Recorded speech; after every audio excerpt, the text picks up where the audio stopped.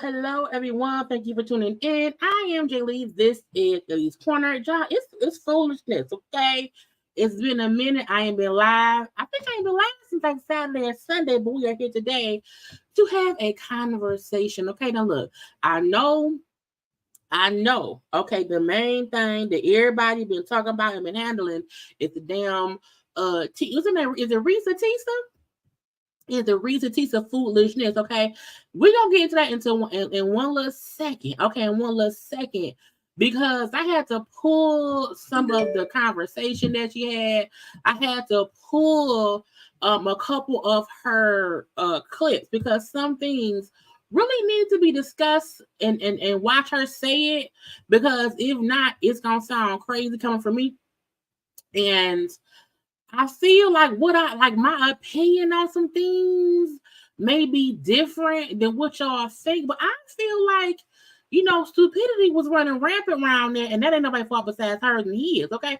But y'all know, first things first, if you have not done so already, take a second, okay, subscribe to my channel, become a JayBird, and Don. Okay, also make sure to like, comment, share, follow me on all that good stuff. Follow me on the social media at JayLeesCorner on IG, Twitter, and TikTok. Okay. No, wait, I'm here. Hi, hello. How y'all doing? How y'all doing? Okay, good evening. Thank you to those who are watching live. Also to those who will be watching the read of the play. Okay. I gotta make sure my ringers off. My phone be ringing sometimes, be scaring me. Pretty crazy. Plus I had to look at my stuff. So, okay. Picking the trash. Hi, everyone. Okay. Not having the corner. Look, I was having withdrawals too. Look, it has been crazy busy at my job. Too busy, if you ask me. I was like, y'all get on my damn nerves. But I am here today, okay, with things. Look, I have not looked at what I saved, but I saved stuff and conversations will be had all the way through. It took me time to get through all 50 parts of Reesa. Girl, I don't know. To get through her stuff, okay. I did not know that you're supposed to double speed it. So I listened to like from parts 1 to around part 30 on regular speed, so to be longer. And then once I found out, bitch, double tap it and it goes faster, I was like, I could have been done, in like a day or whatever. But again, we are here. to have the conversation. That's gonna be last because I feel like it's not much other gossipy celebrity things or whatever. So I'm gonna pop in and pop out with those. And then we're gonna get into the Reese's pieces of it. Yeah, the Reese's pieces.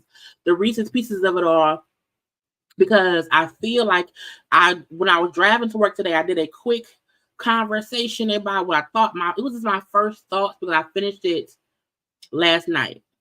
And so I'm gonna let me get my thoughts out while I'm driving to work. And so that way when I come on live, I can like have my full thoughts and then have those discussions with y'all and we'll have a good time. Because otherwise I was like, who told her anyway, let me stop.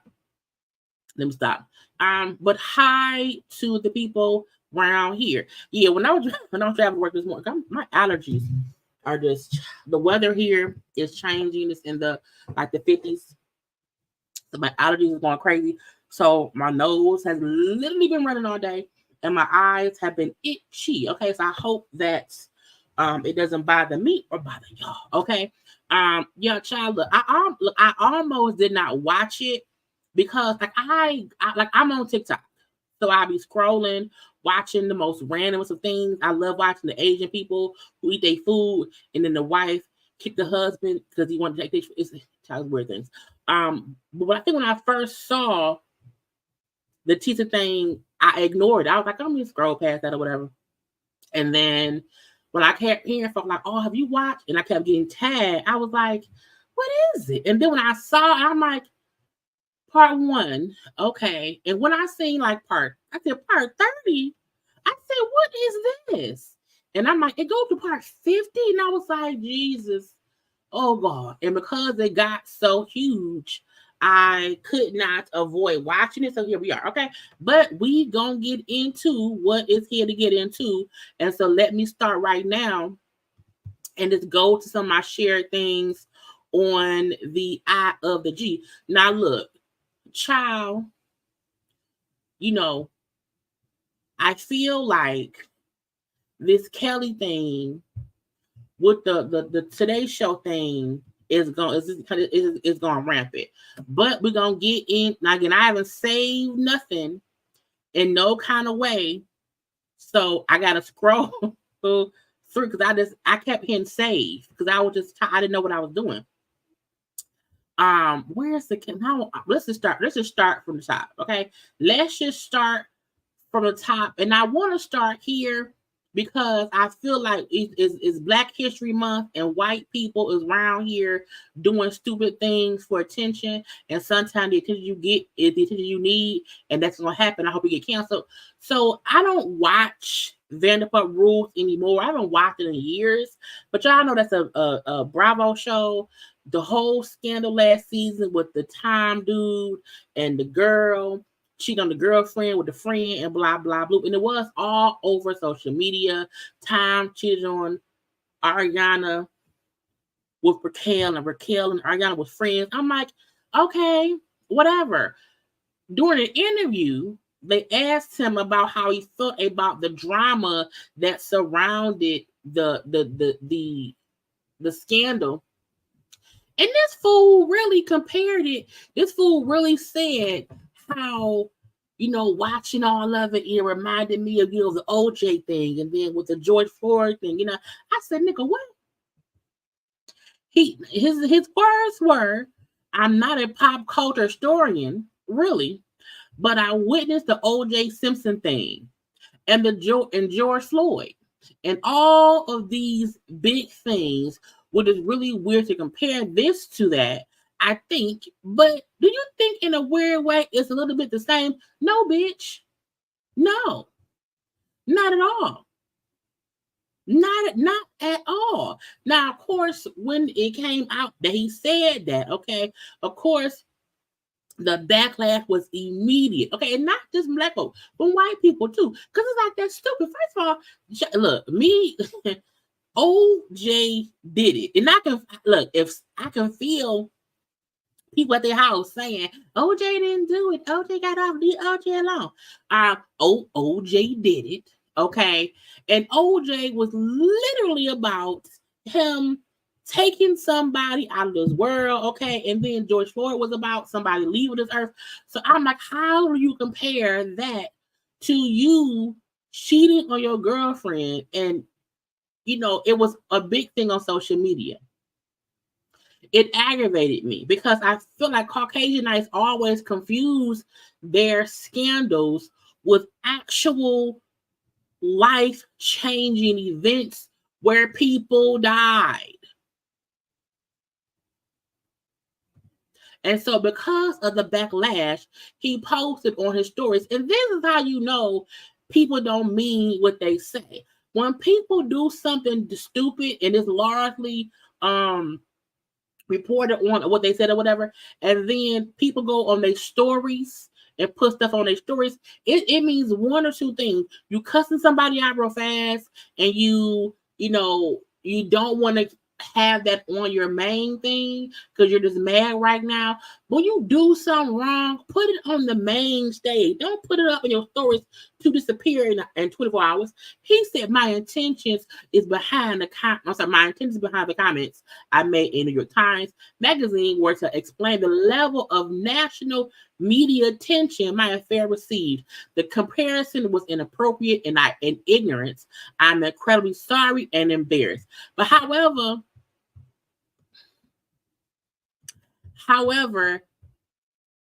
I feel like it's bullshit because the national coverage that George Floyd created a shockwave across the world that ignited a movement of change in how Black folks were being murdered on camera and stuff. Like it created it was a whole Black movement. Okay. It was civil rights, civil unrest. It was all of that wrapped up together. We were pissed. Okay, the coverage that it got was not just social media. It got worldwide coverage, okay? From presidents to dead presidents. I think OJ may have commented too. I don't know. I don't follow OJ. And what OJ said about George Floyd. Even the OJ situation, okay, wasn't nobody chasing time on the freeway in the Bronco. OJ got chased in the Bronco with the damn traffic copter in LA. That ain't happening. It's like you should never compare stuff of people dying, okay, to you cheating on a girlfriend, okay? And I don't like OJ at all. However, I can still say what OJ went through when he was convicted. He wasn't convicted, Jaylee. He wasn't convicted. When he was accused of taking people out of this world, okay, with a knife. Like what he was accused of, even what he went through was worse than what Tom did, because OJ had kids. Okay, OJ had kids, other white women, okay, to worry about. He had, what's his best friend name? It was OJ, whatever his best friend name was. I don't remember. But that was a whole thing, okay? People still talk about OJ. Look, I have every month, at least once a month, I have a conversation about OJ, okay? Because it's still a conversation. Nobody care about these white folk and them cheating things. Get out my fucking face. Pissed me off. Okay? So that was stupidity. Okay? I want to get into DC Young Fly real fast. Okay? DC Young Fly was performing at, I think at the Improv. Somewhere. Child performing. And his car was broken into. Okay, there was a bag in his car. They stole it. Okay, and the whole time he like, hey, can I get my bag back? It wasn't no money in my bag. You know what I'm saying? It wasn't nothing important in there. No. It wasn't nothing valuable. Like money wise, it was nothing money wise that you need from the bag. Okay, if you could just bring the bag. I don't care about the little bit of money. I don't care. Just don't throw the bag away. Bring the bag back.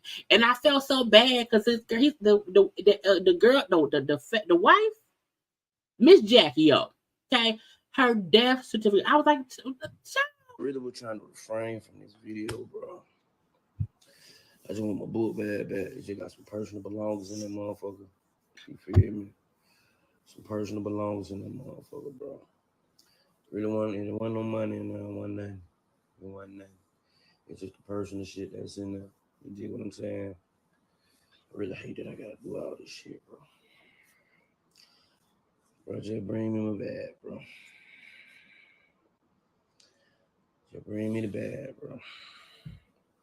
The bag got my girl death certificate in it. It got personal belongings in it. I just need the bag, bro. I just want the bag, bro.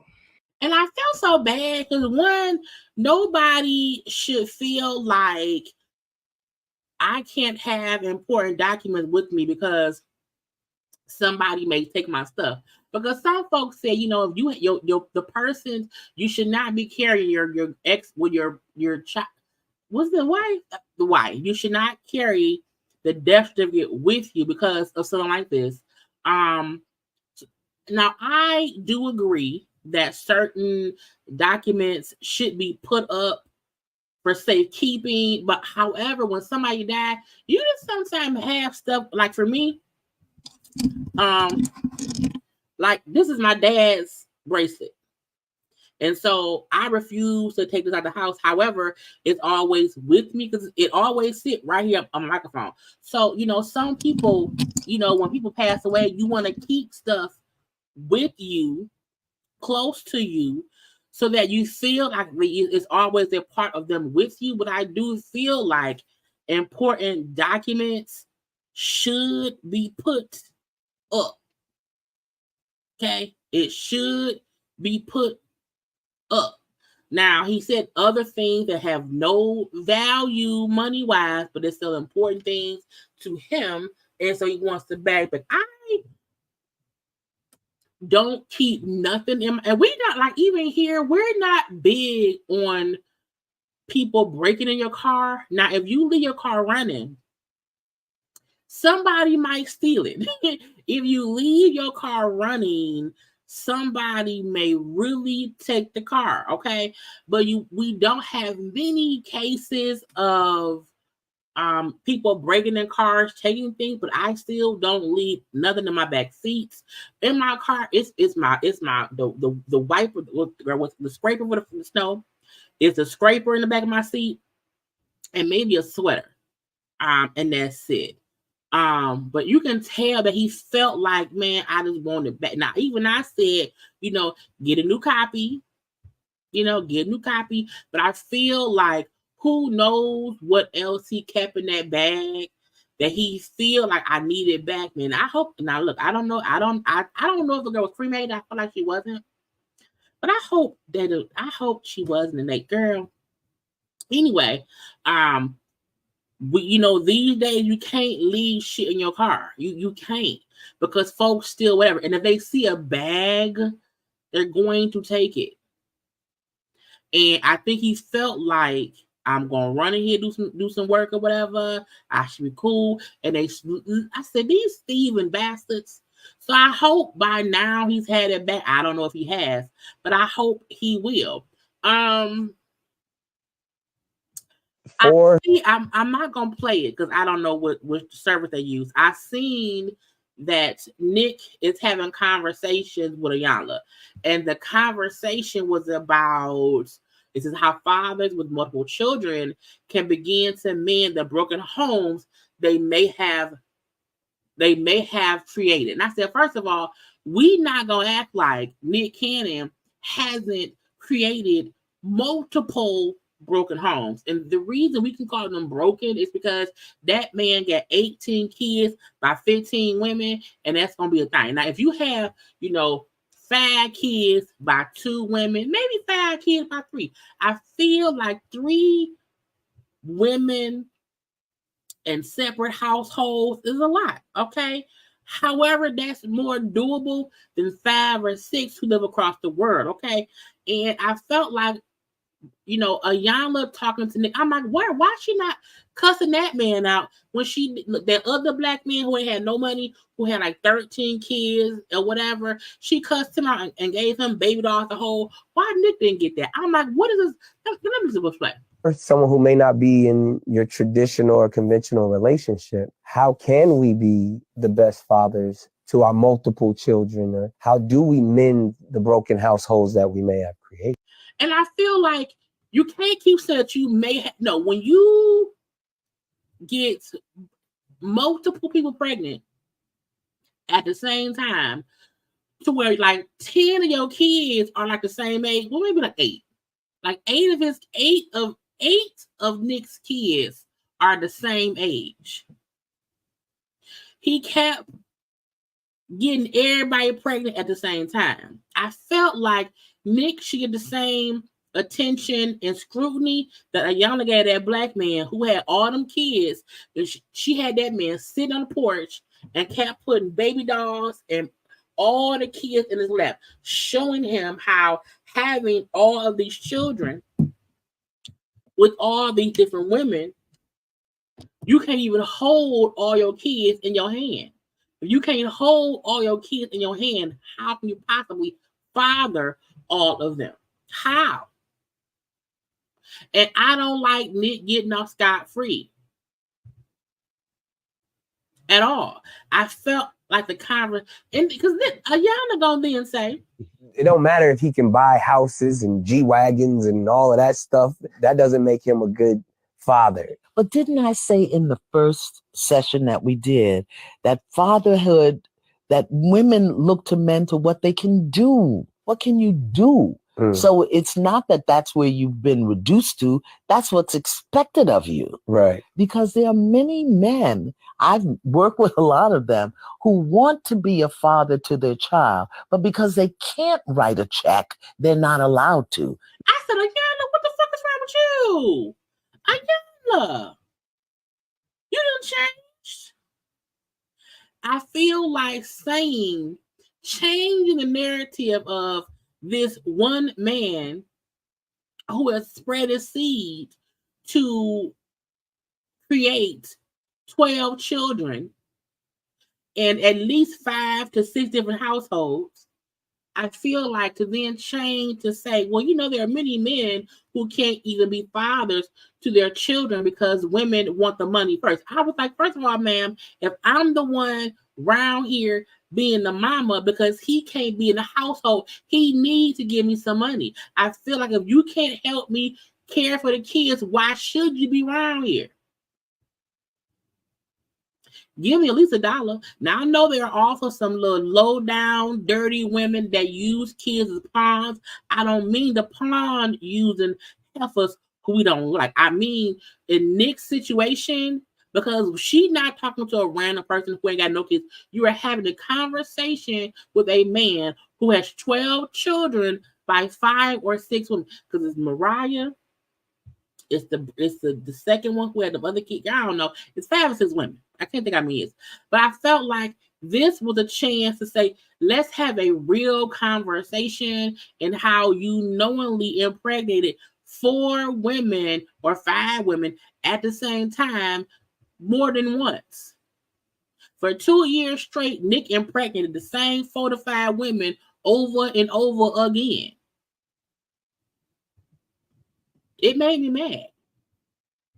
Okay, Nick Cannon is a habitual baby making person who also creates unhappy homes. Because can't nobody tell me that when children are raised without one of their parents, it does not hurt them in some kind of way. And when daddy pop up, oh hey dad come to see you once or twice a month, and you're used to seeing him once or twice a month, it don't hurt them in some kind of way. Look, do what you can in life, and I know everybody ain't perfect or whatever, but creating 12 kids is a choice, okay? Man or woman. Well, women can only get pregnant, at one at a time. One at a time. And we're not going to act like the women who we knocked up wasn't, involved too, but hey, they not there. Nick is. Anyway, I'll tell you things. Let's get to Diddy. Diddy... Child, Diddy has a special way of having conversations about what's going on. So y'all know Diddy is being sued by a woman who claims that when she was 17, you know what I'm saying, stuff happened against her will or whatever. And so lawsuits up around here pending or whatever. And Diddy says the woman suing him for what it say up there, gang RAPE,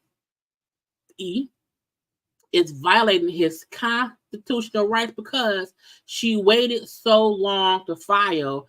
All evidence may be unavailable or lost. I was like, sir,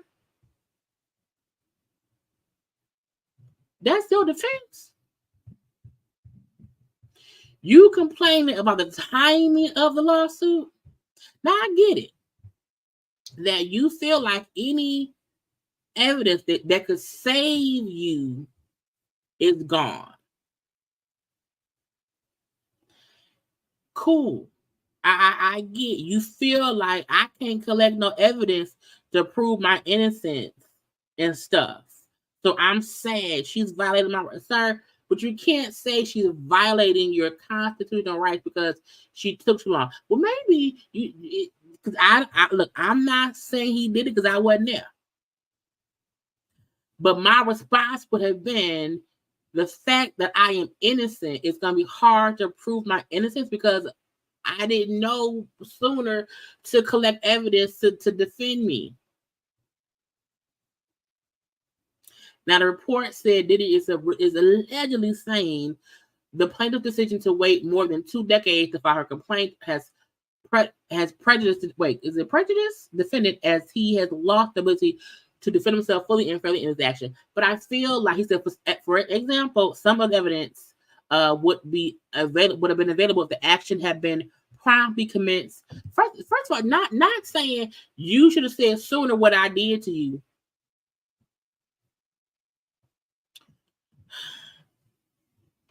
I think it's funny he didn't do all this to Cassie. Yeah, that's the main thing I feel like people see as he's guilty of things because he didn't even attempt to try to say or prove nothing that she said wasn't true. It was just settled.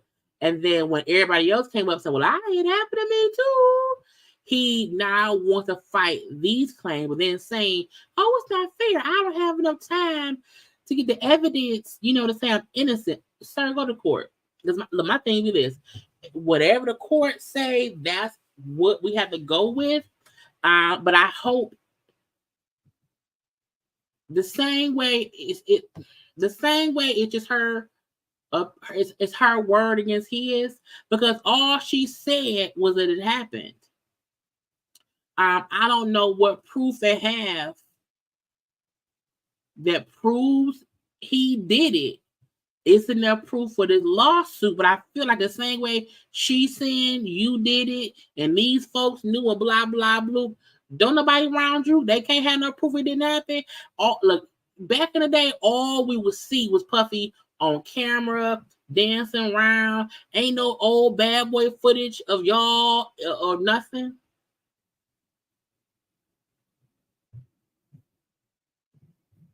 See you in court. Because I don't know. Monica Ryan denying that she had a BBL. Now, first of all, Monica, I have to have a better one. Monica was at a concert performing. Her ass was poking out. And I thought I had it somewhere else. Maybe it's this one. Baby. Monica around here singing and I said, Monica. Now, even when I first saw this clip, I said, recall that Monica had ass like that before. But as folks get older, parts of the body get bigger. Now the ass look really tight. The ass look really, really tight. Okay, it looks tight. And when Monica was walking around on stage or whatever, folks kept on saying, "Oh, the BBL is BBLing." Okay, they felt like Monica had a BBL. Now I said, first of all, people usually don't go get a BBL because Monica's also been saying how she's been eating because she's in a healthy relationship right now. And she said, child, I gotta lose a pound or two. So when folks were saying, "Oh, Monica around here, with a BBL or whatever," and she be getting sick and stuff, and because she be getting sick, it's BBLing. And Monica said, "Not today. Not on my watch. Not on my watch." And so, oh, y'all got jokes. Y'all got jokes today too. Let me tell you something. My health is far too bad to be playing like that. And then why they ain't get this part? Why they leave it? Like I don't understand. Let me tell y'all something. For me, a BBL would mean bought by Linda, cause that's all I got. I bought by Linda. Watch it. This is what this girl bye. And this girl Spanx. Mama don't play. I don't. Monica said, "Girl, it is Spanx." Okay, I got my ass plump by Spanx. My health too bad. I can't do no that. If I would have had a BBL where I got a gut, okay, I was like, girl. I won't even get lash extensions. I still wear strips. I can rip off and roll on. Like, damn, I done kept it real with y'all so long. Y'all forgot? Like, what in the world? And the audacity. Y'all need. Let me get that BBL, Dr. Girl. The audacity. Girl, y'all left something. If that's because a BBL consists of them, getting the stuff out. They suck it on out. Okay, no, not today, ma'am, not today. What I love is her saying, "I heard the comments. Okay, I ain't got no BBL. I got a gut right now. Okay, I ain't got no BBL. Leave me alone. Leave me alone. I'm gonna lose some weight, but leave me alone." So Monica did not have a BBL, but she said, "Get out her face." I am seeing Scrappy. I know Scrappy and Erica Dixon were on Carlos King with a joint interview. Now, this is what I'm going to call Carlos King, and I have not watched it. Carlos King had interviewed Bambi separately. He interviewed Erica separately. He interviewed Scrappy separately. He interviewed Diamond separately. The fact that he then spun the block and went and did an interview with both Scrappy and Erica, I said, Jesus, Scrappy was right here talking. He's right People here. Coming on here saying what happened. We seen, Bambi is over here talking. I feel like this whole Bambi Scrap, Erica stuff is child. I don't care.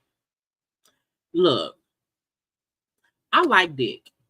Okay, I am a very much so. I am a heterosexual bottom, meaning I'm a girl who likes penis, and I'm a bottom. Okay, and the men I date are tops because they like the power focus.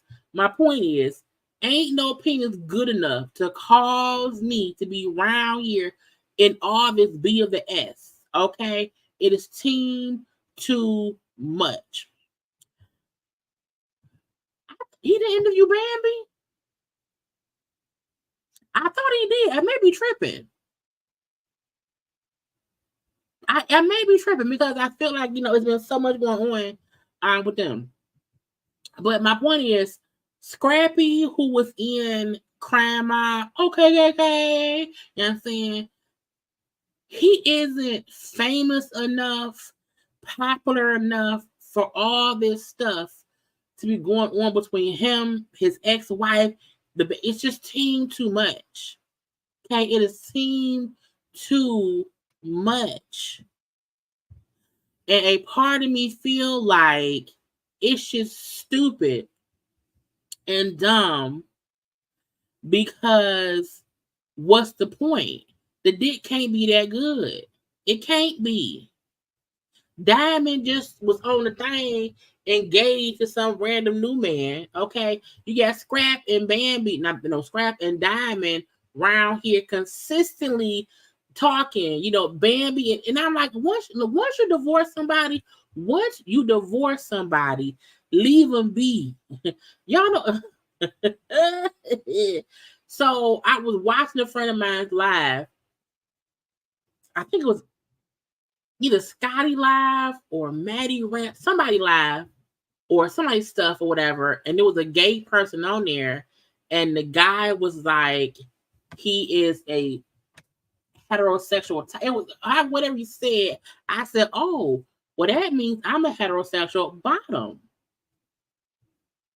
Because I said, in my idea, you know, in the regular realm of when it's a man and a woman, you know, usually, you know, the man is on top pumping away, in my opinion, and we, you know, down below taking it or whatever. So I always describe myself as a heterosexual bottom. You know what I'm saying? I don't say it often, but I do. But back to Bambi, Scrap, and Erica. I don't care what they say anymore because it's a perpetual back and forth. I feel like all of them are always trying to make the other one look bad, and I'm looking like y'all doing all this and for nothing. Okay, Scrap was a bad husband. Bambi was a fool of a wife to be with him. See how he had treated all the women before her. I feel like when you see a man consistently disrespect the women he's with after they break up, and then it's always this disrespectfulness to it. She thought she was different. So a part of me don't feel bad for Bambi because these signs were flashing red light, stop, no, don't do it. But Bambi felt like she was above the bullshit. And she couldn't be like his baby mom because he married me and he married her and they had 3 kids and now they divorced. And now the same way he treated Erica, he's treating Bambi. So a part of me feel like, ma'am, you saw it coming. Is it unfortunate? Yes. Is this me trying to defend Scrap? No. Scrap is a piece of shit. Okay? Completely. Okay? Done. However, the fact that he's a POS does not negate the fact he was a POS before they got married. Every time Scrap cool with a girl, they good. Once they break up, she ain't shit. The same way him and Diamond was cool. And the fact that Scrap was on the thing with, I said the clip of Carlos and Erica talking, and Erica is basically dissing Diamond, and Scrap is like co-selling the shit. You want to know why? Because they ain't together no more. Every time Scrap is not with somebody, they are POS. Because why? Because he a POS. So I don't feel bad for Bambi. All the drama that he's putting her through with their 3 kids is the same shit he did to Erica. You thought you were special because he married you. And now y'all divorced, and this fool acting like y'all were never married. Meaning, when I get married next time, it'll really be my first wedding. You know, I've always loved Erica. I'm like, what? So I don't feel bad. I don't. I can't. Because you saw the writing on the wall. And I'm a firm believer. If you want to enjoy good dick and good sex, do that. Don't birth no babies. So that way, when the dick is done and gone, you good and free. You hear me? You good and free. Scrap is somebody you have fun with. Okay, you fuck around with, literally. You don't have the man's babies because he is a horrible baby daddy. Don't think you special. After all. Who else I want to get? I hit the wrong button. Wait, how do I stop it? I can't.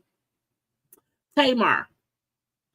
Tamar is around here just talking because she had nothing else to do. Okay, we know Tamar is around there filming Celebrity College Hill. I think it's called Celebrity College Hill? Or College Hill for Stars? I don't know. The famous folk who were in college for 2 weeks for no damn reason. And she said my podcast, my YouTube shows, I don't know.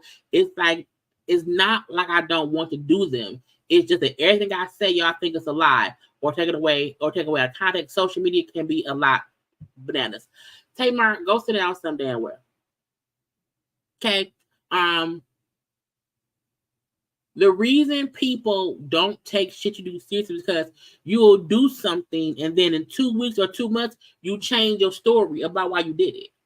You will say stuff like, Weed TV is horrible. I can't stand Weed TV. And now you're going back to Weed TV to do a show. Okay, no one feels that you do seem to be lying about things because after you do it and you don't get your required attention, you then start changing shit up or whatever. So Tamar, go sit down somewhere, ma'am. Do what you want to do and let it be what it is. Your true fans will always rock with you, and if not, then don't do it and leave us alone. Okay, I feel like Tamar is always getting herself in drama and mess, and then she wants to act as if we don't see it. But man, we see it in our face, and we were like, "You look stupid. We don't like it." Child, I go away. Call them. Get back to save stuff. Yeah. Wendy. Well, no. Let's go to Beyonce. Beyonce has that new hair care line. She had a whole little party for it. Everybody was in all white or off-white or cream or whatever. Have y'all tried to buy the sacred Beyonce stuff? Now, first of all, blue is growing up right in front of our eyes. We love it. Absolutely love it. But I also feel like I went to the website and I use Pattern Beauty. And that is what I prefer to use. And I am not a person who likes to change up my hair care stuff just because it's just not what I want to do. And when I went to her website to shop, okay, I said, well, how much does it cost? What's the price point? Okay, is it big, small, or little? So, shampoo is $40. Clarifying shampoo, $21. But the issue I had with the price of the stuff, I said, Beyonce, do that say 8 ounces? It looked like it say 8 ounces. So 8 ounces, it's $30. Okay, 8 ounces, $30. $30. Now, I pay a pretty penny for Pattern. Okay, a 25-ounce thing of shampoo is $49. Okay, however, the 25 ounces of shampoo lasts me a while. Okay, I don't mind it lasting a while. My issue is $30. And it says 236 milliliters, equivalent 8 floor ounces. Look, I need most of my buck. I need more for my money. I'm not telling y'all don't shop with Beyonce. All I'm saying is, because I'm already using Pattern, that I don't see the need to spend the money on Sacred. This conditioner, is $38. And is it 10 ounces? I feel like it says 10 ounces. I feel like it said 10. I don't know. It don't say 8, but still, okay?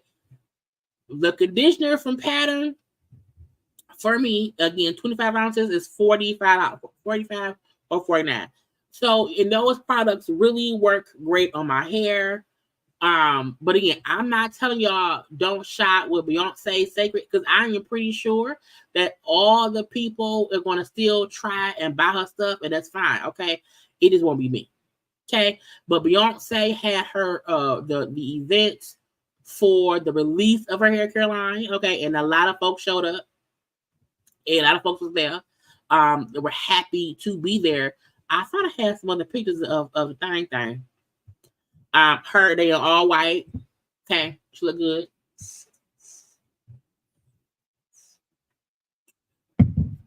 Okay, so if y'all want to, go buy it. Okay, go get it. You know what I'm saying? put it in your hair, let me know how it does. And if it does well, then you can order me some, send it to my P.O. box, and I'll try it for free.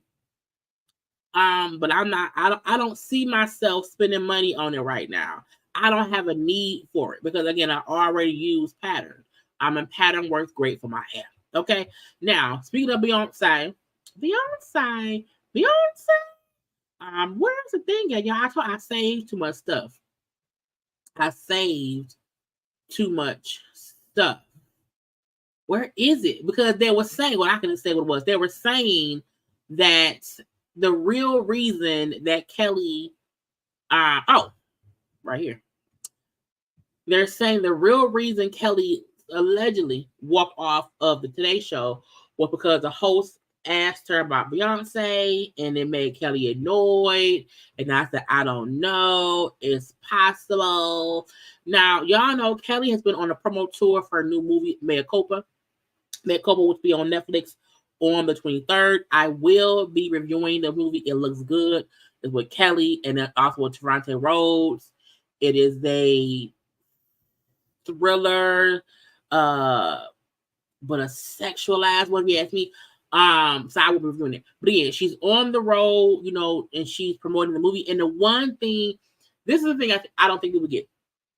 When you are trying to promote what you're doing, the aggravating thing when people ask you about other people's stuff is because, this is really about me. And it's not that you feel like, fuck other people, but it's like, don't try to promote or bring up or overshadow what I'm doing by bringing up other people, i.e., how folk be on social media on our YouTube page or whatever, and y'all be in sometime in our YouTube chat section saying, hey, go check out Timbuktu. I'm like, well, bitch, it's my corner, So folks feel away sometimes when they feel like you on their time promoting other people. So I can, and I don't feel like Kelly was like, oh, don't forget Beyonce. But if I am here promoting my movie, and then you start asking me about Beyonce and her new song and what she doing and blah, blah, bloop, bloop, bloop, bloop, sometimes it can feel like you're traveling down a road that takes the conversation away from this movie, and you put it on other things. And that does not mean that Kelly does not love Beyonce, that she's not proud of Beyonce, that she does, and all those things. But it sometimes when you bring up, no one is interviewing Beyonce asking her about Kelly. Hey, what about Kelly's movie?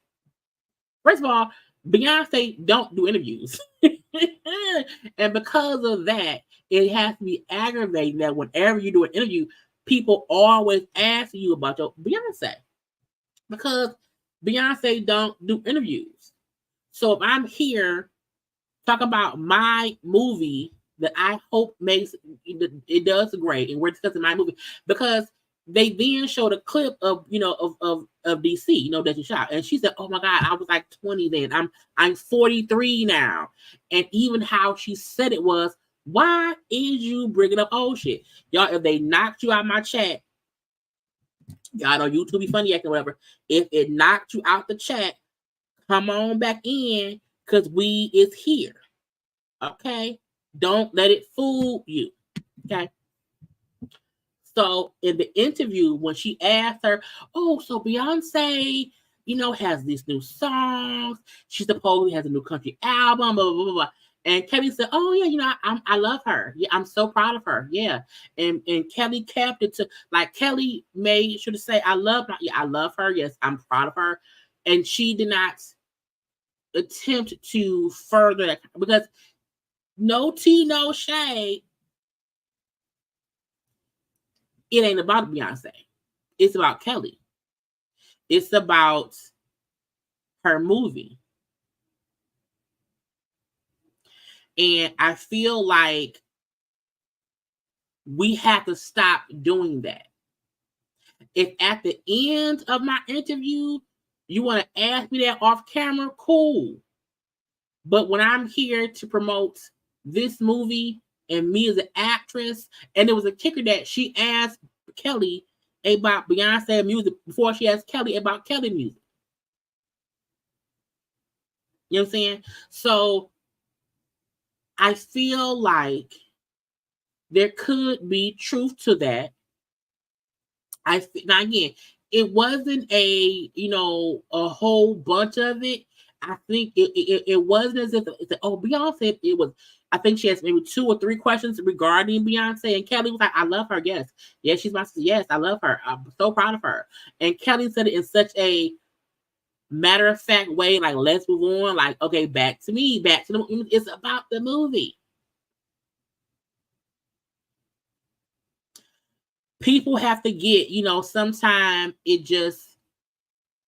Do you think? I mean, this is new to her. I don't think it's new, and I think that's why it can be frustrating, because if y'all know Beyonce don't do interviews, don't try to use me for sound bites to do stories about what Kelly said. Beyonce is, because it becomes Kelly said Beyonce. It then becomes Beyonce, and it becomes further away from Kelly's new movie, Mea Culpa. Blah blah, like the fact that she was on the Today Show promoting that movie, and it became a bigger thing that she left. Now that she was upset, I won't say upset, but she allegedly did not like the interviewer, questioning her or interviewing her about Beyonce. Now Kelly was also interviewing with Big Tigger now, and this I can play. A whole new couple of songs, and it's my understanding that Renaissance 2 may or may not be country based, and then there's a rumor going around that Renaissance 3 may be either rock based or a DC reunion. That is her business to talk about. Like, why, Tigger, why would you be in not only is this interview with Kelly and Trevante Rhodes, who are there to discuss their project, you then say, "Hey Kelly, so Renaissance, Beyonce's Renaissance, Act 2, what's going on?" Like, why are you asking me about that? And then the fact that everyone knows Beyonce's true circle does not discuss nothing she doing. They will not discuss. So even asking the question while I'm here promoting my movie is frustrating. That's why I say, when we around here on our channels and we are, doing our thing, and folk be in the comments section, "Oh, y'all see so-and-so's stuff." It's like, bitch, I'm here doing my job. That's why when some YouTubers are in other folks' lives, we don't really comment, because it ain't supposed to be about us unless we comment for for a reason or whatever. You know what I'm saying? So I said Tigger was dead ass wrong. Damn it, women. And I know that you all are tired of answering those questions. But fans like me for the DC and Destiny's Child reunion, and when y'all took that picture, it got me like really excited in my feelings. I'm like, okay, is this really going to happen? We still gotta ask every time we see either you. We never see Wendy. Come on. No, but just ask them. I'm here talking about Mea Culpa on February 23rd, and that's what I'm most excited about right now. I think that that's that, and that, yeah, and I'm.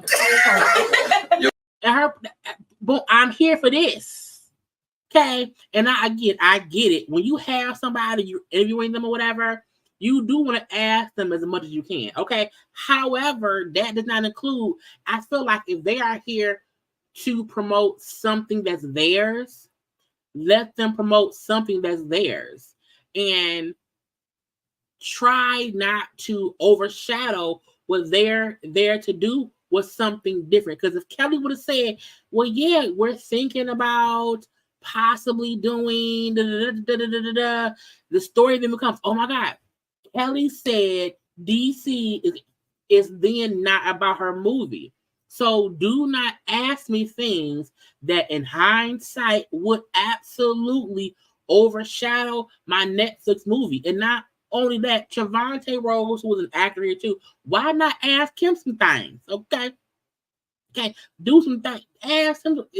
To me, it's disrespectful. So I do wonder what else could have been asked about Beyonce or DC or whatever else that could have also made Kelly walk off of today. Okay, but I feel like people don't get, nobody likes being asked about other people's stuff when they're there promoting their stuff.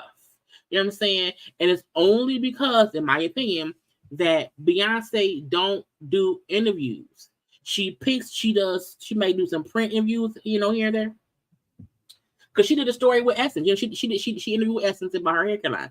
But Beyonce not just randomly going to the radio stations promoting any damn thing. She isn't. So all they have is, if we have Michelle here, and we have Kelly here, and they're not gonna ask Latoya Luckett. They're not gonna ask Latavia about Beyonce shit. Because in my opinion, they aren't close enough to Beyonce for folk to feel like they have the inside track. Okay, so anytime Kelly or Michelle do them, what about Beyonce? And then folk expect them, because they are so nice, and because Beyonce's like their sister, they expect them to give an answer and be nice about it. Okay, no, I'm here for my movie. That's that. This is this. Okay, that's that, and this is this. And I was like,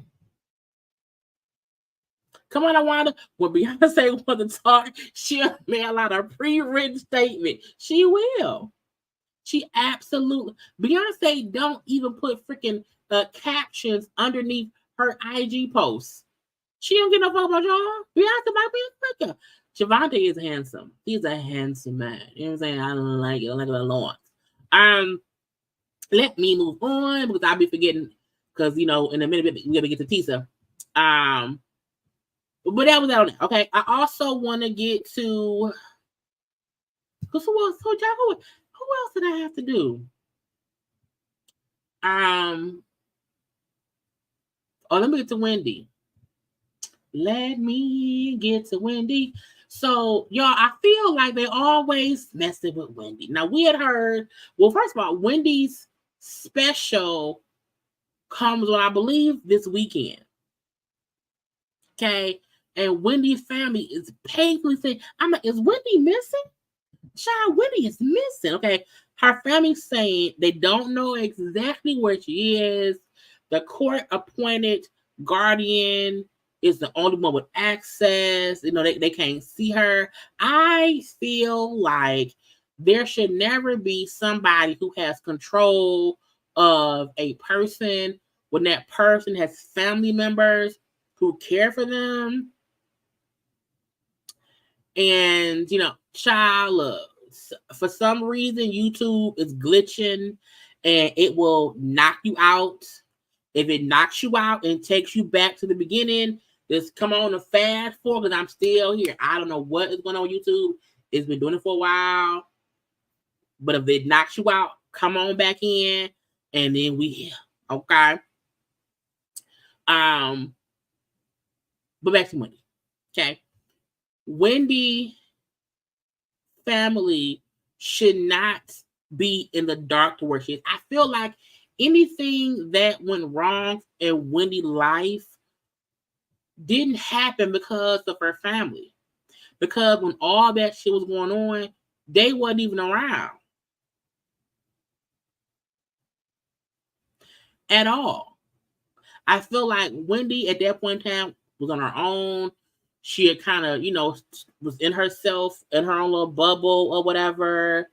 And once, her husband and his foolishness or whatever kind of made her child just flip out and, and stuff, she did not go back around the family. So I think it's sad that they don't know where she's at. I think it's sad that there's an actual, a legally appointed guardian who is a family who is basically controlling things. But I almost feel like nothing has gotten better. You're saying nothing has gotten better since whoever, had her, has control of her. Now, the family saying they're concerned that she, they may get a phone call that she ain't here no more, whatever. They think she's still struggling with alcoholism or whatever. They think she's currently in rehab. I have been saying since Wendy fell out on that floor in that damn costume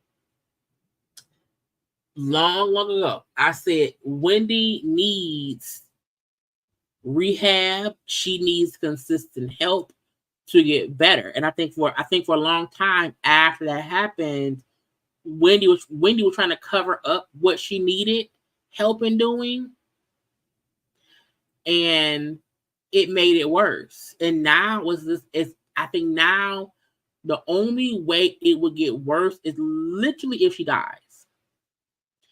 Because even seeing the documentaries coming up next week or whatever, Wendy seems confused in life. And the part that she said, if it can happen to me, it can happen to you. I felt like that's true. Your bank, should not have been able, the bank should not have been able to change her life. But that's how you know that people she had around her allowed people at the bank or people in her network allowed control to be gained, and Wendy did not know. Because my bank can't tell me I'm incompetent unless they have enough access to me and my life and the people around me to come to that conclusion. To me, that means people around Wendy was already scheming, scamming, trying to figure out how to control her. Once Kevin was out the picture and around there with Sharina with that new baby or whatever, Wendy was alone. Her son was too young to really be able to, get involved. You know what I'm saying? Usually people's kids get involved when their kids are older and they are usually already, included in the business shit. Her son at that point in time was maybe 18, 19, I think at that time, whatever. He wasn't old enough to really be involved in stuff. And this is the thing. This is the sad part. Kevin was a protector, but also a user at the same time. Kevin was able to control things while still using her for her money. So Kevin was a protector. He was a using protector. And once he got too comfortable and knocked that lady up, you were no longer a protector because you exposed me to all the bullshit. And so to me, all the dominoes started falling at the last minute, and she had no time to learn who else to trust. And that's sad. It's sad. Where's Nicki's at? Nicki Minaj. Now, y'all know Nicki Minaj's tour is coming up. It starts, I think, March 1st, maybe. Now, I don't know why, but she's asking for Cat Williams if he wants to be on her tour. Can y'all hit up Cat Williams and ask him what would be his price to be a part of the Pink Friday 2 Gag City tour?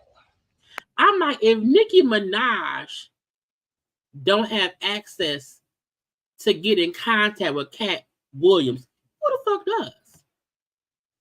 I feel like there are enough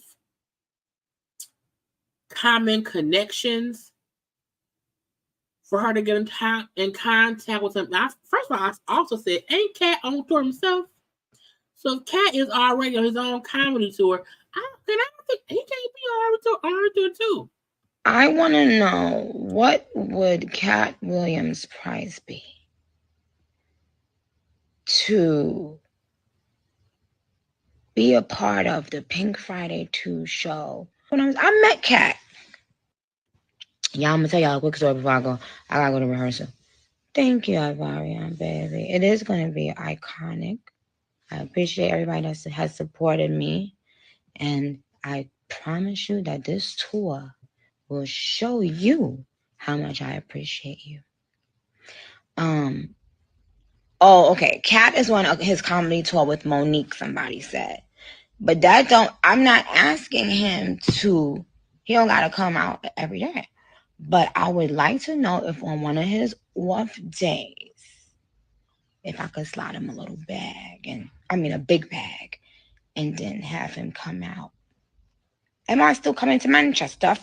Now, if Monica's opening that, will Cat come on before Monica? And will he have a long set? Nah, I don't know how that works. Like, do comedians do rap concerts? I feel like, now we know that Toni Braxton and Saturday Entertainer is having like a singing comedy thing. Does she want like a rap comedy thing? Would y'all like to see Cat Williams open up for Monica, who then open up for Nicki? That's a lot. Anyway, if y'all got Cat number, tell him she said come round here and see about her, because it's the thing to do. Okay, now we've been an hour in, y'all. Go ahead, y'all. Take a little. We finna get into the bullshit of it all. Okay, take a little second, y'all, and like the video, please and thank you.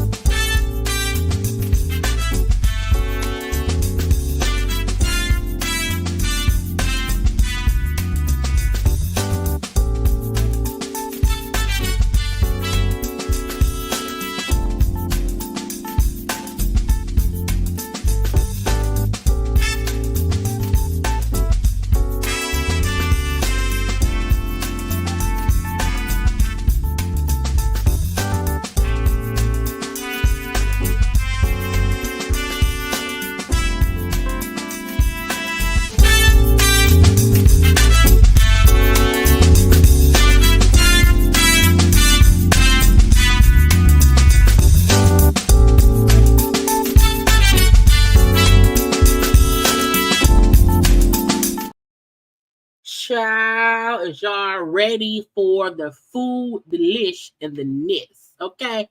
Now look, if you have not, I had other stuff saved, but I want to say that for tomorrow's live, because we're gonna get into, we're gonna get to Teesa Reese. Is it ReesaTeesa or girl? I don't know.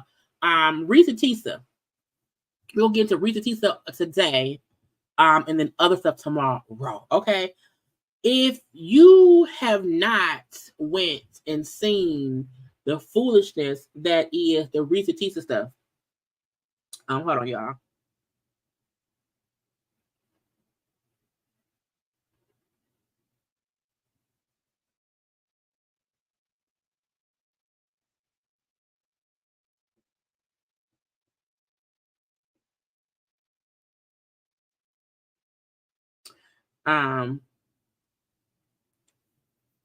I'll be having to send messages to remind people of things. If you have not gone on TikTok and seen the foolishness that is old girl having a conversation allegedly about old boy. Now, this is supposedly Legion or Legend. Well, is it Legion? This is supposedly Legion, okay? Because somebody went out and found him, and then he came out and responded to the folks who found him or whatever. So I took some notes. Okay, now first of all, I told y'all earlier that I did not know how to fastly listen to the stuff, so I had to watch it twice. The first time I listened to it like in real speed and like in real regular speed or whatever, and I was mad because I did not double speed it. And then today I was able to double speed through all of it in like 2 hours to take some notes. I took a couple clips because some stuff I just feel like we have to watch together to hear the foolishness that is Reesa. Is it Reesa? I think it's ReesaTeesa. Around here. Now, folks said that because I said, first of all, she was smart enough to have herself monetized, to do 50 parts, because it got her more views. I think now she's at over 1 million followers on TikTok or whatever. So she made a bag. Okay, she for sure made a bag, got paid, and all that stuff. I also said, now, I'm not trying to diminish her story. I'm not trying to browbeat her or whatever. I feel like once I got to part maybe like 13, I was like, this is kind of stupid. I felt like this is a general lying dude situation. I said a lot of people have went through that. And I said, technically,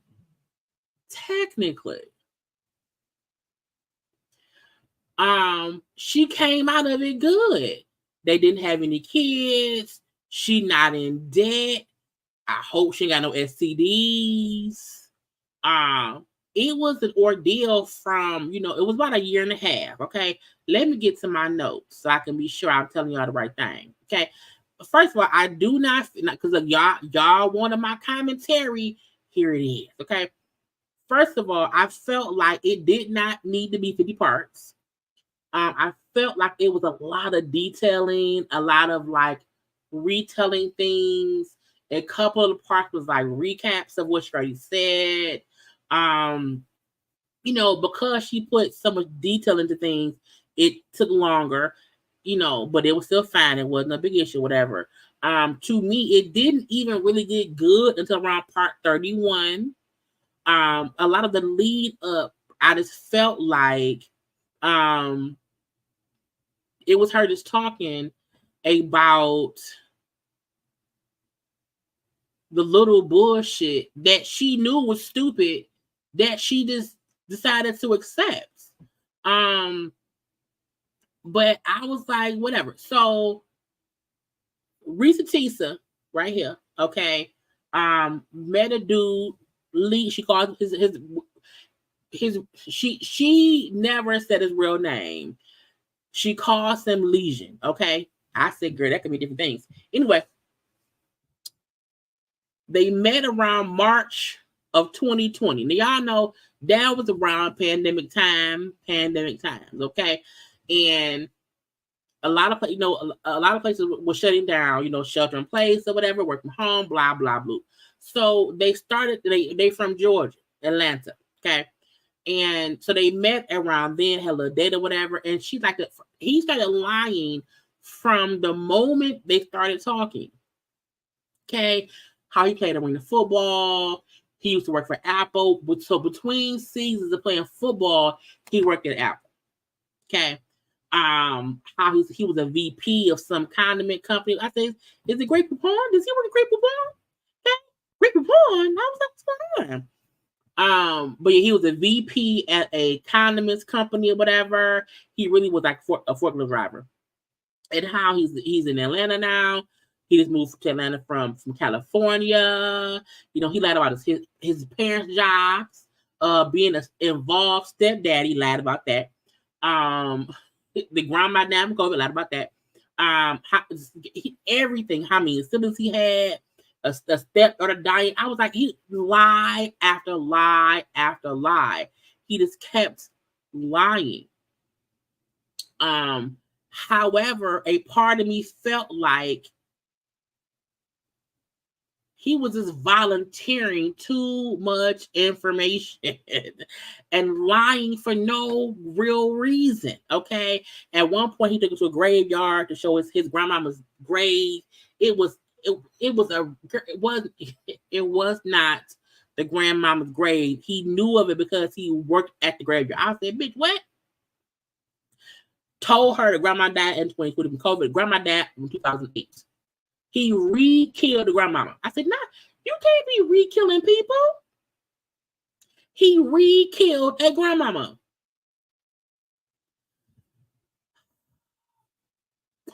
She said they talked a whole bunch. Like when we first met, we talked a whole lot. For the first 2 weeks, there's conversation. Our first date, I had a tire blowout or whatever. I called him or whatever. He came and changed my tire. He had bought me a new tire. We went out to eat. We had a great conversation. We was then sitting in his car. After dinner, he played I think a John Legend song about finding his wife. So he gassed her up from the beginning. Okay, gassed her up from the beginning. But she fell for it. Now I'm gonna say this. If you meet somebody and you going to meet them or whatever, and they come save the day, they change the tire, that is cool. Okay. He came and changed my tire. Oh, great. Because some men don't know how to do it. Okay. So he drew her in from the beginning because he saved the day. And that was just, first of all, that was God saying, don't go. Or the devil. Maybe the devil blew her tire and knew that Legion would come and try to save the day. So again, she said how great. Now, and look, a first date can go so well. He get the cooch. Okay, a first date can be so good. Okay, that you give up the cooch because some folk have first date cooch giving energies. Now, I'm not gonna discuss how that man looked at all. I don't know that man. I don't at all. Okay. I'm not giving them my cooch to him. That's just me. Anyway. Again, first date went great. Conversation about family, marriage, all these things. I want to get married. I want a wife. I want to get married, have a life, and ooh, girl, he want marriage, bitch. He changed my tire. He came through for me. He bought me a new tire. I told him I love the Cheesecake Factory, bitch. He took me to my favorite place, okay? He took me there. Legion took me to the Cheesecake. I said, first of all, man, your favorite restaurant being the Cheesecake Factory is a sign that you need Jesus too, okay? Get better restaurants that you love, man. Outside of shit, anyway. So, talking. They talk about 2 weeks. Okay, 2-3 weeks conversation. You hear me? Conversation. Then the world blows up because, Sister Girl came, COVID came, shelter in place, quarantine, blah, blah, blah. These two, because she said, I didn't want to quarantine alone. I didn't want to be alone, Jesus. Not for the time, because at that point in time, none of us knew what COVID was going to be. No one knew. But she said, I am a God-fearing woman. I was raised in the church. I have deep morals about being married. I don't want to live with men. And she made the decision to go ahead with her church going. And I'm not judging her. I'm giving y'all my commentary and how I feel. I'm not judging her. Don't judge me. They decided they should just live together. We should quarantine together because I met you 2-3 weeks ago. And on that date, you changed my tire. Okay, and I like you, you like me, so let's just quarantine together because I have a 3-bedroom, 2-bathroom townhouse condo, whatever. You in a studio apartment, but okay. And because you told me that you looking to move, okay, he told me he want to move, and I know he's serious because he showed me an email between him and the lady and some random person, whatever, and the random person was connecting him to a realtor. So I know he really want to move because the email showed somebody telling him to get a realtor. I say, bitch, what?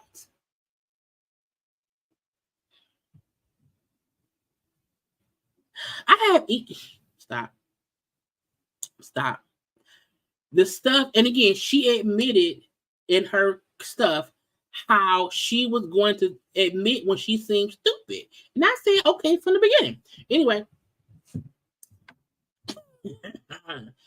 they decided to move in together, okay? Because he's serious about, moving. I want to move too. He want to move or whatever I'm saying. And again, she said, because I did not want to quarantine alone. This will make sure I'm not alone. I'm with this man. I don't know him. I've known him for a few weeks. However, I like him and he knew he can come over with me. Now, moment of transparency between me and y'all. I told y'all in my review from earlier today, I told y'all everyone has some kind of experience, with people or whatever who you don't trust. In the old story time, I told y'all a guy I went to high school with, had known him for years. We lived in the same neighborhood or whatever. We reconnected. I was probably 28. It was between the ages of 28 and like 30, where we reconnected, went on a date, liked each other, because I knew him though. I knew him. Okay. And he moved in with me, and that whole thing lasted maybe 6 months. But then again, I'm 42. This was 10, 12 years ago. Okay. So I understand, going on a date and liking somebody. My thing was I knew him. I knew Aaron. That's his name. Whatever. I knew him. He wasn't a stranger. You know what I'm saying? And even when the red flag pop, you gotta go. And my ex ended up being a freaking alcoholic child, bad with money, child. Trust me, lies and deceit all up and through. The difference was I did not marry him. I did not get pregnant by him. And I did not ignore the red flags. I addressed them as they popped up. And when the last red flag, you gotta go. So I get her moving in, but I knew my person. She did not. Anyway, so they moving in. Okay. Now she kept saying in the beginning they were not having sex. It wasn't physical. Lies, you tell. She brought up how he was paying all the household bills. At that point, her rent was like less than $1,000. So he's paying the household bills, and she's paying like her car insurance, her car note, or whatever. Those things. Now I get you like not having no bills. I get it. That's fine, or whatever. Okay. And she said it was wonderful not having to worry about bills, to not have to worry about. I get it. Get it. He told her, I want to marry you, girl. I want to marry you, girl. And because he told her, I want to get married, and show is let's get a house. Let's buy a house. Let's buy a house together. This man told her within a month of them meeting and them now living together, hey, let's buy a house together. Okay. He then showed her a letter, allegedly from Chase Bank, saying he was approved for a $700,000 loan. Okay. I said, so he has approval from Chase. He's showing you an approval letter from Chase that he's approved for a $700,000 house, but he lives in a studio apartment.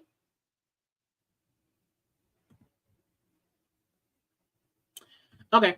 And I said, first of all, let's also think when she said he showed me, I said, man, it had the letter. Anybody can get letterhead from any company, put it on a piece of paper, and make it be fake.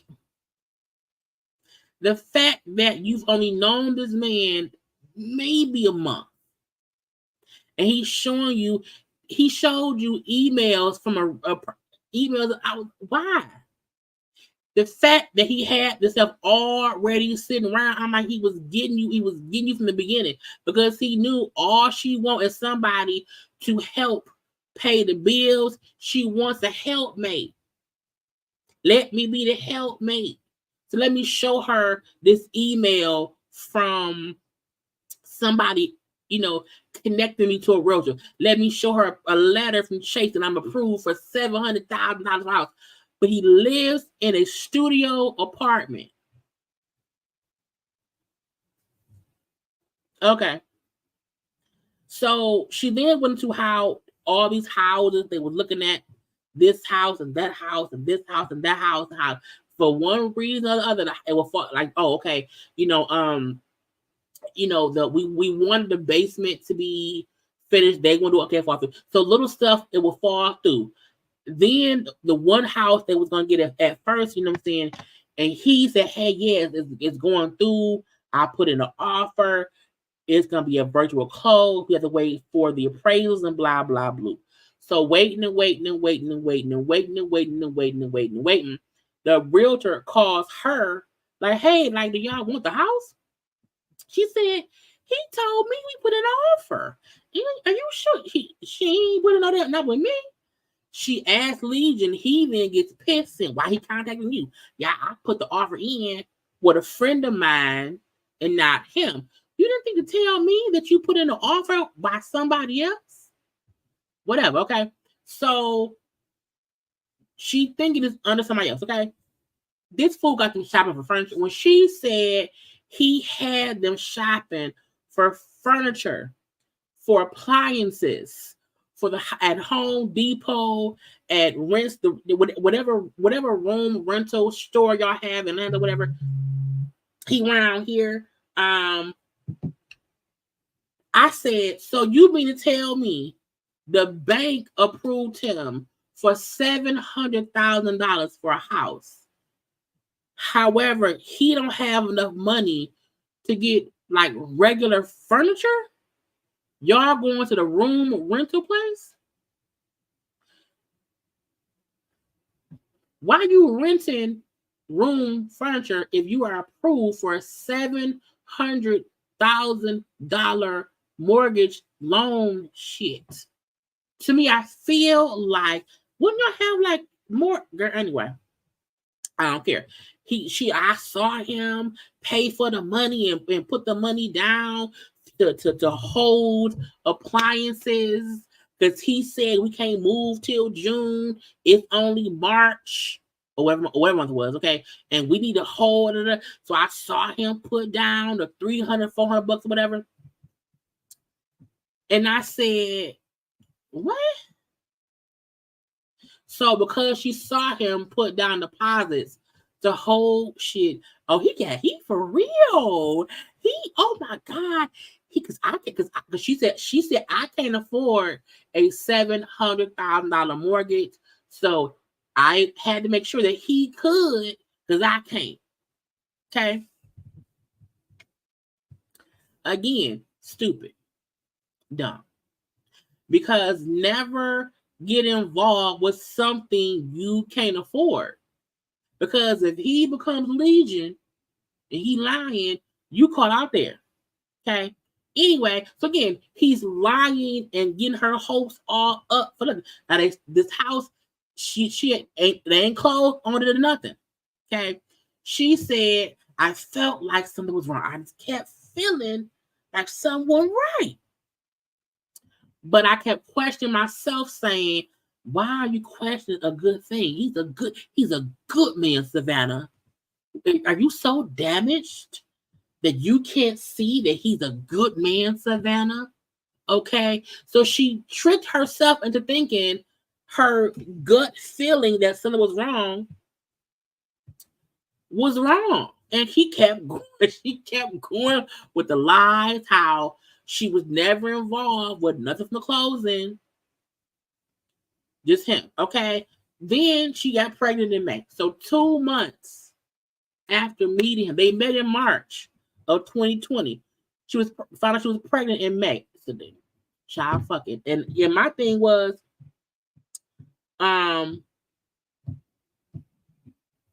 look, during COVID, there was nothing to do but have sex. I get that.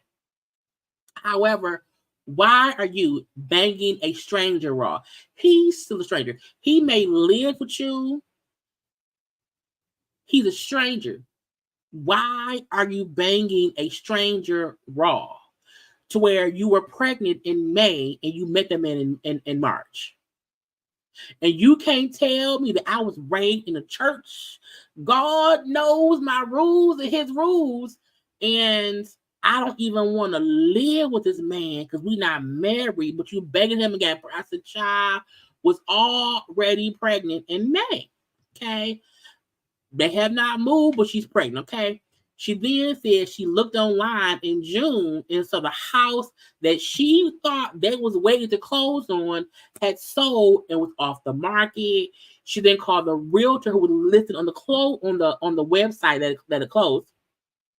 Like, hey, this house is so. I was looking at it. Is it sold? Yes. You know, conversation happened. She found out the house is sold to older white couple. So not them two. So again, she saw the house he told her that he'll put a down payment on and all this shit had sold. Found out from the actual realtor who sold it. It was sold to an older white couple. Okay. And I said, okay, y'all, if it just knocked y'all out, go back in. Because I just saw it just knocked me out. If it knocked you out, just go back in. You two being dumb. You know, child, first of all, I'm not being judgy. I'm giving my commentary. Okay? I'm not being judgy. Judgy would be saying she's stupid as fuck. That's judgy. I'm giving my opinion. So don't you be judgy. Don't you judge me on my opinion. Okay? Be blessed. Anyway. She found out the house sold, so she wouldn't ask him about it. Hey, so the house sold? What happened? What happened?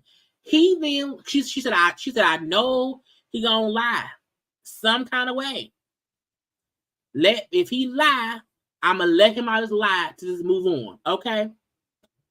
She then said, you know, I'ma ask him and what he say, and let's see. When she brought it up to him, what's going on? Oh, yeah, my friend said blah, blah, bloop. Okay, it's something with the interest rate or whatever. We're going to figure it out. Okay, you know what? That's fine. You know what I'm saying? Let's just look at another house. So because she knew, when she asked him and he lied in June of 2020, and she knew he had been lying, and she confronted him about the lie, and he still lied, she didn't even tell him that she knew. Okay. She said, I said to myself, because I'm pregnant, he paying the bills, I'm a let the lie go. Ma'am, look, what lie can I let go?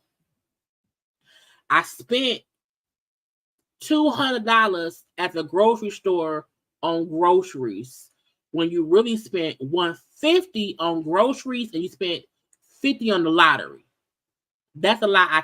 Whatever. But you continually lying about us getting a house and got me sitting. The fact that she said she didn't even start packing because she felt like they wasn't gonna move. When you are that aware that he lying to you, you are putting yourself in the situation of being lied to consistently. That is really called stupidity. So you knew in June of 2020 he was a liar, lying about a house that y'all was not gonna get. And she said, because I'm pregnant, he paying the bills, I'm gonna just say forget it. Okay. So again, she knew in June he was a liar, and she let it go. She then unfortunately had a miscarriage in June as well. There was a heartbeat, you know, that whole debacle. And at one point that she had to have, was in a hospital. And on the phone, he was like faking as if he was his own assistant. I said, now, you not crazy you have to be your own assistant. He was having conversations on the phones, on emails. He was consistently acting like somebody else. I was like, that is crazy. You had the doctor, the nurse, somebody else texting. I was like, that is insane. And now that she didn't find out until the end. Okay. I said, either way it go, he's stupid. Okay. Now I want to play. Let me see which one I want to play first. I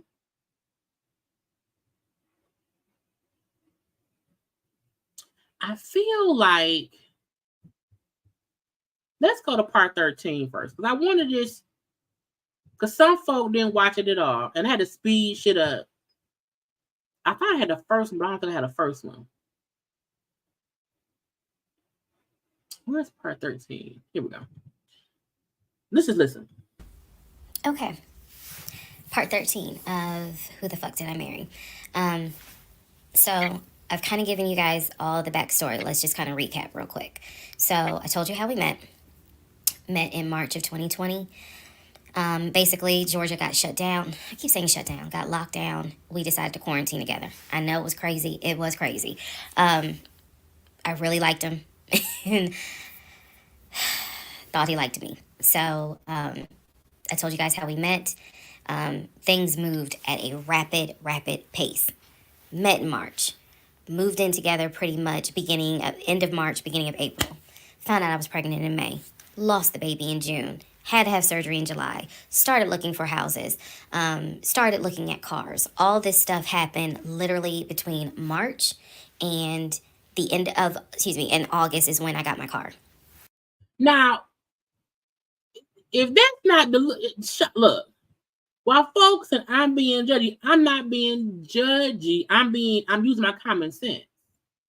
It's called common sense. So, got a car in August. He paid the down payment for that car,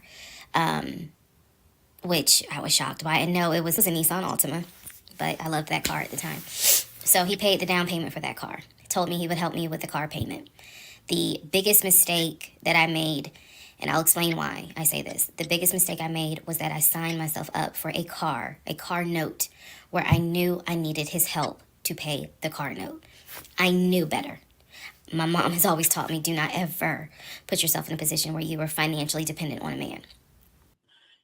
However, her thing was, keep paying the bills. I'm pregnant. I'm going to allow the lies to continue. Even her saying from March till June, moving in, baby, looking for houses. That's not judgmental. That's calling a thing a thing. She already admitted to saying, I was being dumb. So me agreeing with her, it's just having conversation. And all of that went out the window. And the reason why I say that was the biggest mistake is because when I have pulled back the layers of this whole monstrosity of life that I lived for 2020 and 2021, it really does boil down to the fact that I truly ended up marrying him more out of fear. I don't want to cuss people out. I don't want to. I try my best to not look at comments that are stupid. Now, first of all, I feel like I'm gonna get the blocking folk and just cussing folks out. So I'm like, let me just get it out of my system, okay? First of all, being plus size doesn't mean shit. because stupid comes in all shapes and sizes. Okay? Big, small, black, white, or imaginary, because you don't have, what are you? Okay, what are you? That's first thing first. And if you have been listening, this ain't about nobody being vulnerable, for one. It's about somebody who admitted they were stupid. Okay? She can admit she's stupid and that she did not pay attention. But when I bring it up, I have to be told that me, as a plus size woman who don't have a lot of opinions, know you've been vulnerable as well.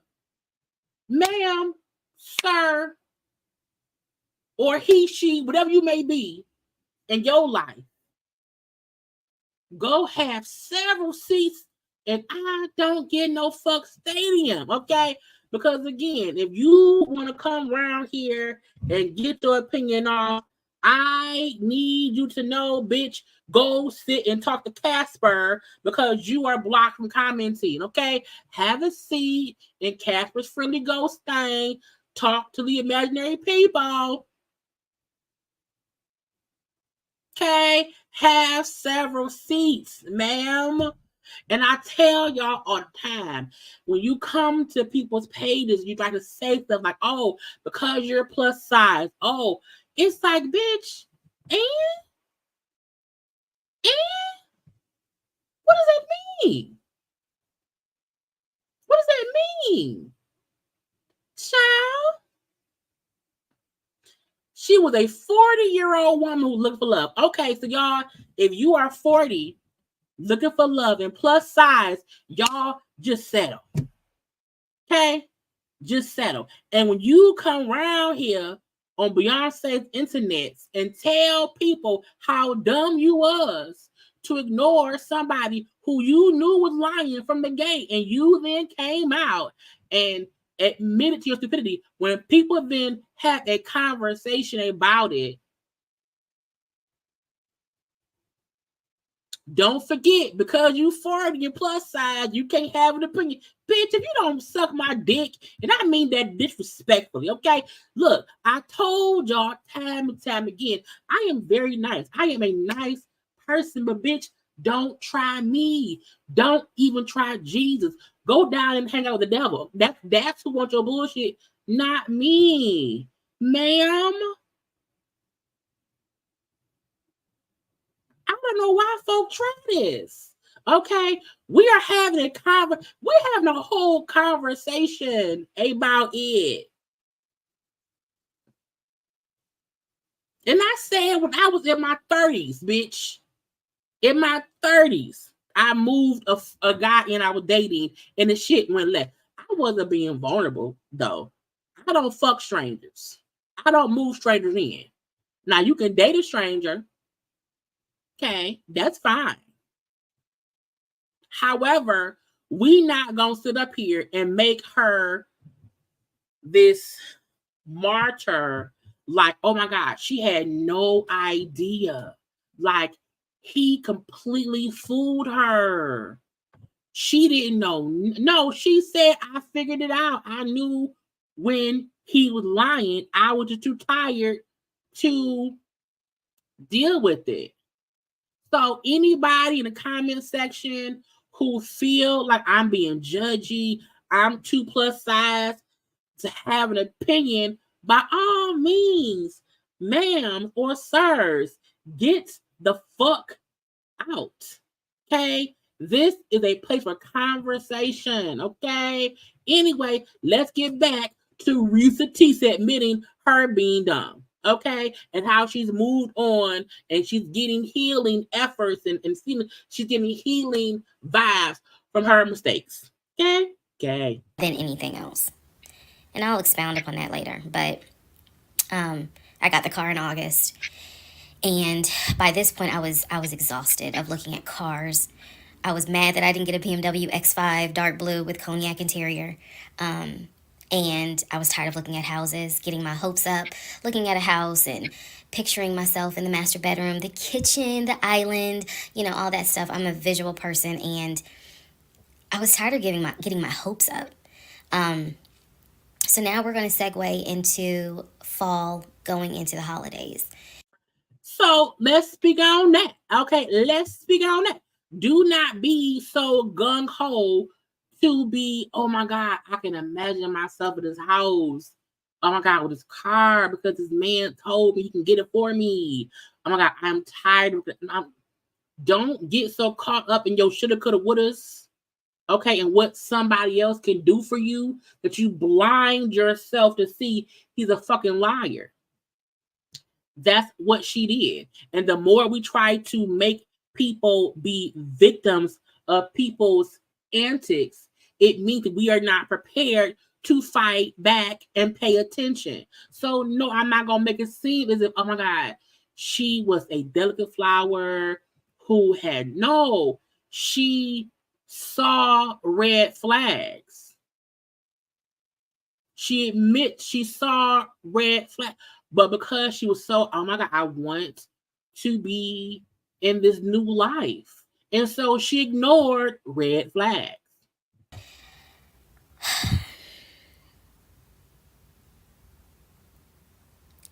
Here's what happened. What happened? In October, we looked at another house. This house was in Marietta. Absolutely gorgeous. It was gorgeous. I want to say that the house was about $700,000. I really liked the house. I could see myself living there. I could see myself cooking there. And so subsequently, my ex-husband put in an all-cash offer on that house. I watched him put an all-cash offer in on the house. You know how insane a person has to be to know they don't have $700,000 but still offer it on a house? Our real estate agent, Scott, called us about 24 hours later, and he said, the sellers love your offer.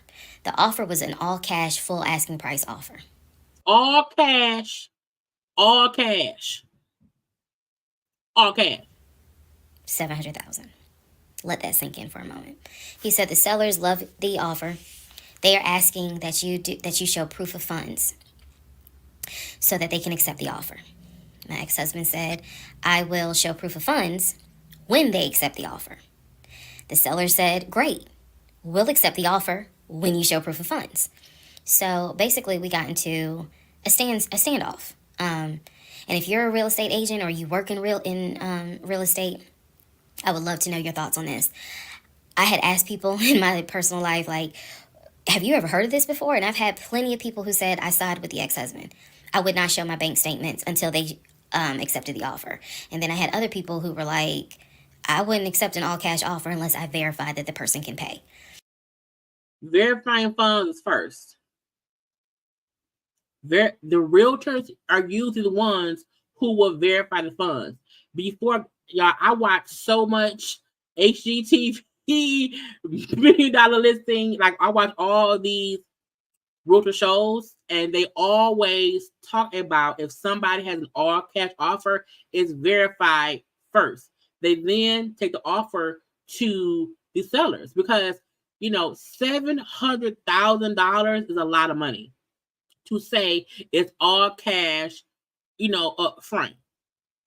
If he had the money, it would be no issue to show, yes, I want to buy the house. If you want to buy the house, buy the house. So I'm just curious what your thoughts are. Okay. So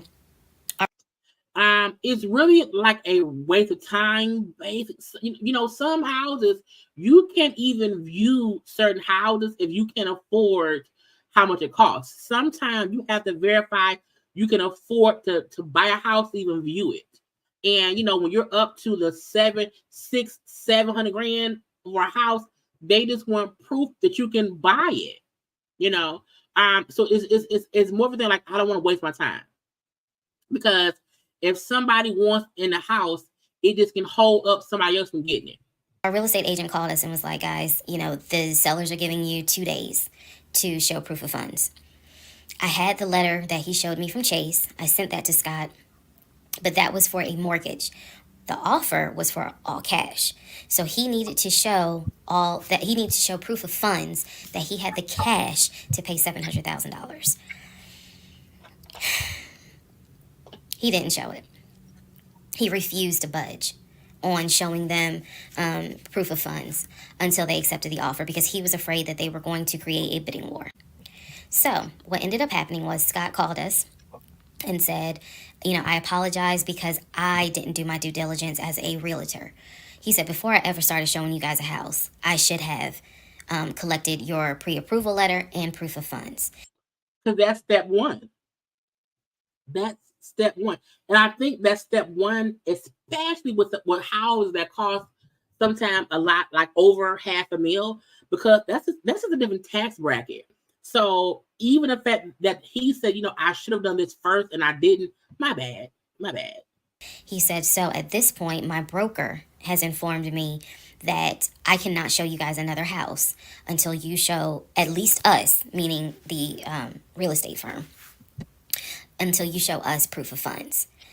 And so I'm just like, well, I'm telling my ex-husband, just show them the fucking proof of funds. Like, what's the problem? And so it was a lot of, I find that this is really unprofessional because it's not our fault that you didn't do your job correctly. It got a little ugly and it got uncomfortable because I'm like, I don't understand why you don't show them proof of funds when you clearly just signed a document stating that you're putting an offer in at full asking price. This was the same thing that the realtor was saying. He was like, but you just signed an offer. So what's the problem? Like, you want them to accept the offer and then you'll show everyone the proof of funds? Let's also point out, at this point, she hasn't seen his account show. She hasn't even seen his account that has this money. No one has seen proof that he has this money. Not her, not their realtor, not the sellers, not nobody. No one has seen he has this. All he has is a letter saying, hey, I can get a loan this amount of money. And then him saying, well, I have the money in this account, this offshore account, because I played basketball overseas or whatever. And I had the money. She hasn't even seen it. So my thing is, when she's seeing, well, why is he not showing proof of funds? If you sign the things and you have it, like, to me, those are red flags because she hadn't seen it either. And my ex-husband, without missing a beat, said yes. So Scott did his best to work with the seller and say, look, accept the offer. He'll show you, he'll open the books. He'll show you the proof of funds. These sellers were like, no, that's not. And it wasn't so much the sellers. It was the seller's agent. Big respect to the seller's agent. But the seller's agent was like, no, that's not how we're doing business. He needs to show those proof of funds before I advise my clients to accept his offer. And I feel like he knew they weren't going to budge without him showing the money. So for him, he felt like, well, I can stand on this rock because they not going to get with the house if they don't see it. And this is a way for another house to fall through. Why? Because I'm not going to show the money. I don't have the money. Period. If he's not willing to do it, we'll go on to the next offer because they did have another offer on the table. For it was less than asking price.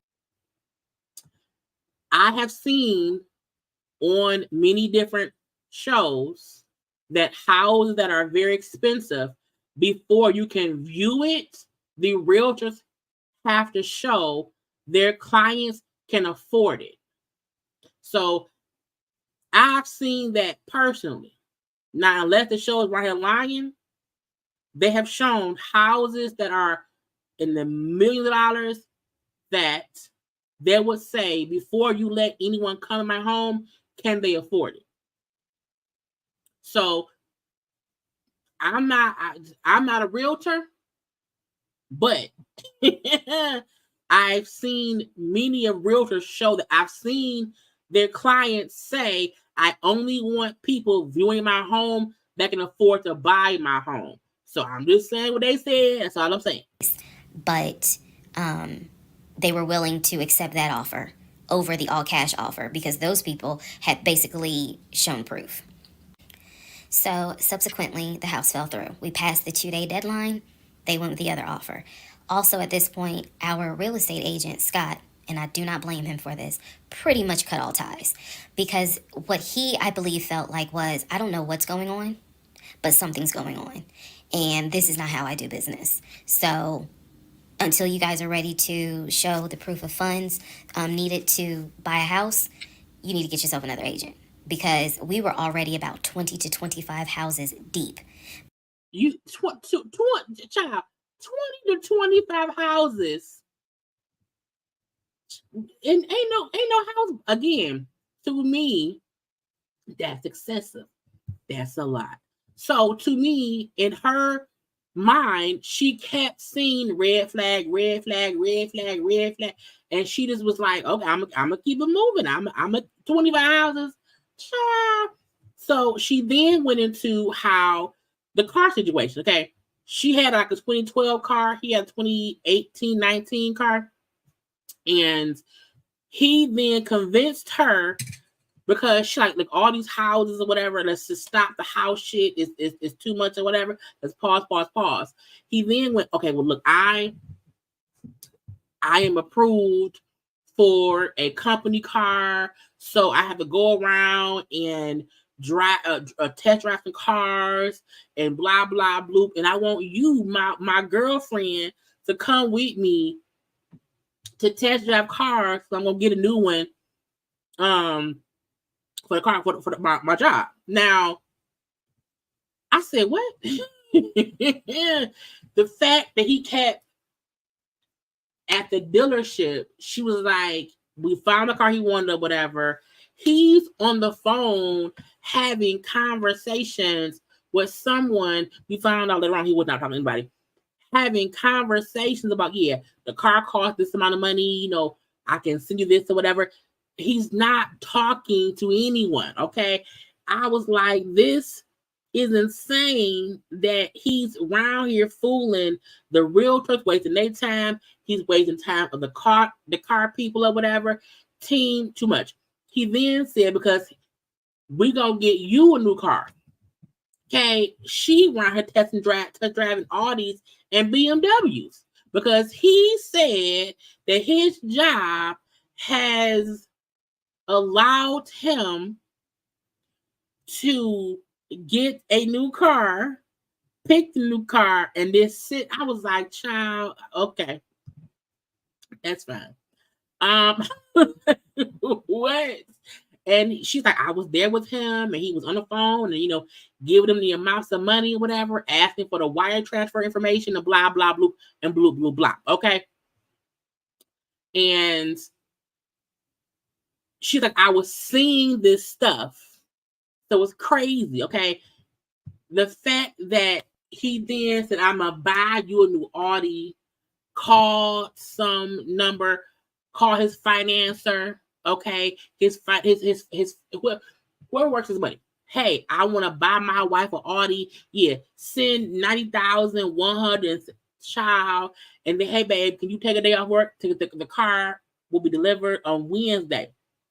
Yeah, I gotta go. She took time off work. The car was never delivered. Okay, and then it's held up, and it was held up somewhere else. Okay. She ended up getting a Nissan. She never got the Audi that he promised her, but she got a Nissan that she technically could not afford. But again, she was like, because once you tell me you bought me a car, and the car never gets delivered, in my head, I'm looking like he also told me about the house that we never got. One lie leads to the next lie, and but she kept ignoring it because, as she said, he's paying the bills at the house, so because he works. Okay. He then was like, he got the new company car, never drove the car home. Told her he kept parking the company car at the job or somewhere near the job. So he would drive his car somewhere else to pick up the company car because he didn't want to leave the company car at the house. I was like, then what's the point? What's the point of having a company car if you're not driving it all the time?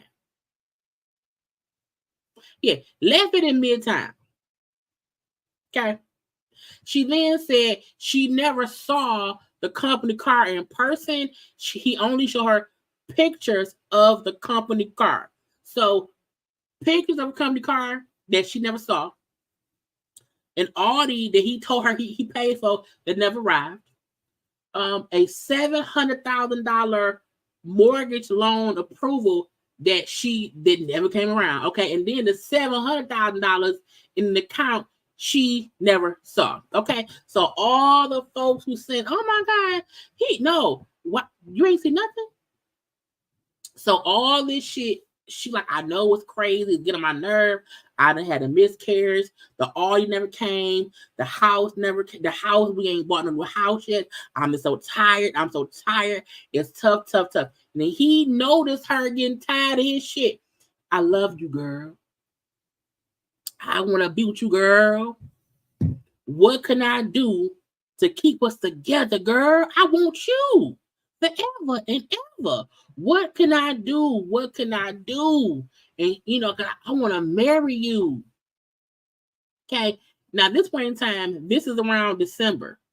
So from March of 2020 to December of 2020, she has met this man, moved him to her house, got pregnant by this man, looked for 20 to 25 houses for this man, had a miscarriage, house never ain't got bought, went in the cars, all this, and she's like, I'm getting tired. Okay. She said, because he said, what can I do? What can I do to make you want to be with me? Like, don't leave me. Okay, I'm a good man, Savannah. And she said, show me your accounts. So that way, you know what I'm saying, we can see what blah, blah, blah. Okay. She said he showed her his checking account and one savings account. Okay. But he did not show her this offshore account he said that he had, and he did not show her a U.S. bank account he said he had. Now, those accounts allegedly was where the big money was to buy the house. Again, why are you house hunting with him if he live in your house? You fucking him raw. Got pregnant and all that shit. Okay. Why would he not show you? Why would he not show you proof of the monies? Because if he say, what can I do? And you say, show me your accounts. And he then did not show you 2 accounts. He's not doing what you asked him to do. Okay. Now, later on, they got married in January, but after all that stuff, at one point when they were married, he asked her, hey, let's get joint accounts. And then money that's for, household bills, like joint bills, we can put money in that. So I said, girl, he almost got you.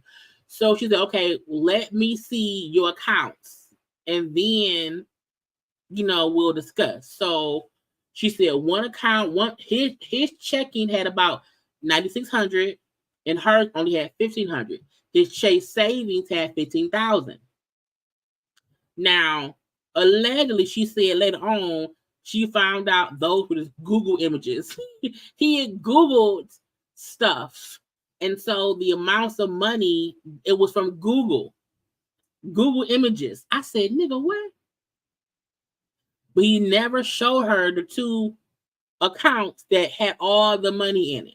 Because his uncle told him, don't you trust no women with your accounts.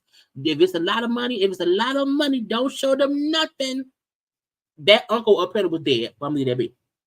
So again, all the shit going on. So when they got married in 2020, they got married in January 2021 at the courthouse. Okay. She did a background check. That was smart. Background checked them. Okay. It came back clean. Nothing came back. Okay. 2 weeks after they got married, all hell broke loose. Things got worse. He wasn't the same. And wait, let me show the company car thing. Where is it at? Let's listen a little bit because this shit is crazy. Part 21. Who the fuck did I marry? So, the company car apparently was a charcoal gray BMW. I believe it was a 5 Series. It was a 5 Series. I don't know much about the sedans. Y'all know I wanted the X5, dark blue with the cognac interior. He got the BMW 5 Series, charcoal gray. He sent me a picture of the car. So I did see a picture of the car. After this whole NCR building, take me to your office, that is what he's claiming, is that he leaves the company car at that location. Yes, after all this shit, she still married him. Yes, ma'am. Mm-hmm. He's saying that he drives from Riverdale to Midtown, switches out cars, and then drives from Midtown to Duluth. Those that don't know how Metro Atlanta is, basically Midtown would be in between where we live and Duluth. I only know that he left the house every day at 6:15. I know that I never physically saw the company car come to our home. Never. I'm like, and my question was, what kind of company car don't allow you to drive the car home? Saw a picture. Pictures, plural. So when he told me that he got a BMW 5 Series, keep in mind, this is after I had been promised a dark blue X5. So I was a bit salty. I don't care if it is a company car. I was a bit salty. I will admit that. Because I felt like you get to drive the car that you know I really want, which is a BMW. And so he would call me from the car. He would tell me, you know, yeah, I may just drive home in this car and not switch back to his personal car. He was like, I don't know. He did that a lot.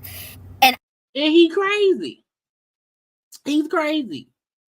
She did want things, you know, she admitted throughout that she liked, you know, him paying the bills. She liked him wanting to buy her a house. She liked him trying to buy her a car. You know, she liked all of that. And even her saying how he would discuss this company car, this BMW that she wanted, that she was salty that he got to drive and not her. You know, she admits that she wanted things from him. And child. I realize now in 2024 he did that because he knew how excited I was to actually see the car. Because shit, I wanted to test drive it myself, to be honest with you. And he knew that. So, reactions. So he would say stuff like that, like, man, I'm so tired. I might just drive the company car, go ahead and go home. And then, you know, just let me park it in a garage type thing. So, eventually he stopped doing that because I didn't want to hear nothing about that car. I'm driving a Nissan, you driving a BMW. After you promised me a BMW. He promised you a lot of stuff. Thank you, Lacey, for Super Chat. Thanks for your commentary. This is better than listening to her. Child, I was like, the fact that I had to listen twice to be sure to get the gist of what she said, to give y'all a whole breakdown or whatever, a good time to have it all. Okay. So thank you for the Super Chat. Child, now he was speaking to her inner damsel in distress. It's true, though. It's true. So I don't really want to hear nothing about it. So in terms of the company car, I did see that it was a, according to the pictures, a charcoal gray BMW 5 Series. If you're asking me the exact model, I don't know. But I know it was a 5 Series because I know the 7 Series is slightly longer. So it's a 5 Series sedan. So after the whole situation with the cemetery to see his grandmother and grandfather's headstone, then there was the NCR, the office is open, oh, it's not open, Justin ain't working, Willie ain't working. Willie is supposed to be head of security, but he ain't working. Okay. So at this point, I'm already numb. It is important for me to point out how numb I became dealing with him. Mind numbing, because I just got to a point where it was like, there's always something. And that's the thing. When you feel like it's always something that doesn't work, that's an issue. That's your key to leave. So for me, I was like, she felt it was wrong. She felt something was off, and she just never left. And I feel like because she was happy he was at least paying all the bills at the house. There's always something. So, of course, we're not going to go to the office because there's going to be something. So this is the end of February. My birthday had already passed. There clearly was tension on my end, not so much tension on his end. So I get home a couple of weeks later. We are now in the beginning of March. This is something personal about me. The only way you would know this is if you know me. I have been dying to go to London and Paris. I had a layover in London when I did a study abroad, but it's not the same. I want to go to London and be a whole tourist. I don't care. I want to see Buckingham Palace. I want to see the Tower of London. I want to see Paris. I want to see the Palace of Versailles. This is something, if you know me, you know she wants to see Paris. She wants to see London. So I feel like, because what she said in the first beginning, how they had met through whatever, maybe it was Facebook or whatever, and he told her how they also had, like, I guess, talked or something on a dating site. A part of me felt like he may have been watching her and seeing what she talked about, what she liked, because he came in. She want to move. I got a letter for a house. She wants a new car. I got to approve for a car. She wants to go to Paris. She wants to go to London. She wants to go everywhere. And what he had. So I get home from work. This is the beginning of March. I get home from work, and on the counter is a folder with like a little bow on it. And I'm like, oh, what is this? Is this like mail? Like, was this something that you got at work? He's like, nah, it's a surprise for you. I open up the folder. Inside the folder is like a trip itinerary. It is not an actual booked trip. It's like an itinerary. A trip for two to go from Atlanta to London. The trip should have happened, and it was the month on there was like July, so it was a summer trip. So he tells me, I'm gonna take you to London. He was like, I wanted to take you for your birthday, but certain things fell through. He was like, so this summer in July, we're going to go to London. He was like, I've already made a reservation for us to stay at the Savoy. Show me the print. What's proof? Again, there's certain things that my brain just was like, remember that. He said, I've already made a reservation for us to stay at the Savoy. I didn't know, as much as I want to go to London, y'all, I didn't know anything about the Savoy. And so I remember going to look it up because I was like, what is the Savoy? Well, apparently the Savoy is bougie. Very bougie. So I was so excited. She was excited. Now listen, y'all. The house never came through. The Audi never came through.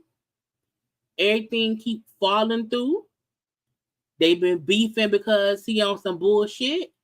But when he said, hey, a trip in a few months, I'm like, why are you excited? Because at this point, nothing he's promised you has happened. I cannot tell y'all how fucking excited I was when I saw that he had printed out British Airways. Like, he was speaking my language. I am one of those people, I'm a planner. So when he's saying, I'm going to take you to London, and he took the time to research flights and print it out and research the Savoy and print it out. And there were different, not excursions, but there were different things that you could do. You could go see the Tower of London. You could go see Buckingham Palace. Now, again, he printed out all these brochures of things to do. Ain't show her ticket to first. Changing of the guard. We could go have high tea at certain places. He was like, I don't really want to go, but I know you're dying to go. So he was like, you know I love you, and I would do anything for you. Except to the house or the car. Blah, blah, black sheep, have you any wool? And so he was like, I'm going to take you to London in July. The trip did not include Paris. That's fine. But I was so excited. So excited. And so this is the beginning of March. I was like, this is great. Hopefully this happens. I knew I needed to renew my passport, and he was saying that he had to renew his passport as well because his passport had expired. Girl. So again,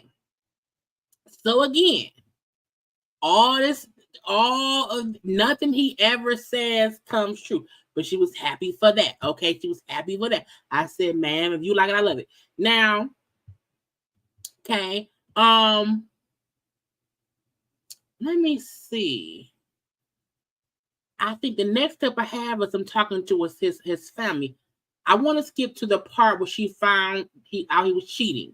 So she saw his phone or whatever and found out that via Facebook Messenger that for weeks, from like November to December, she found out after they got married. They got married in January of 2021. So she found out from November and December he had been talking to women on Facebook Messenger. I mean, like dirty talking. Okay, come get this cooch.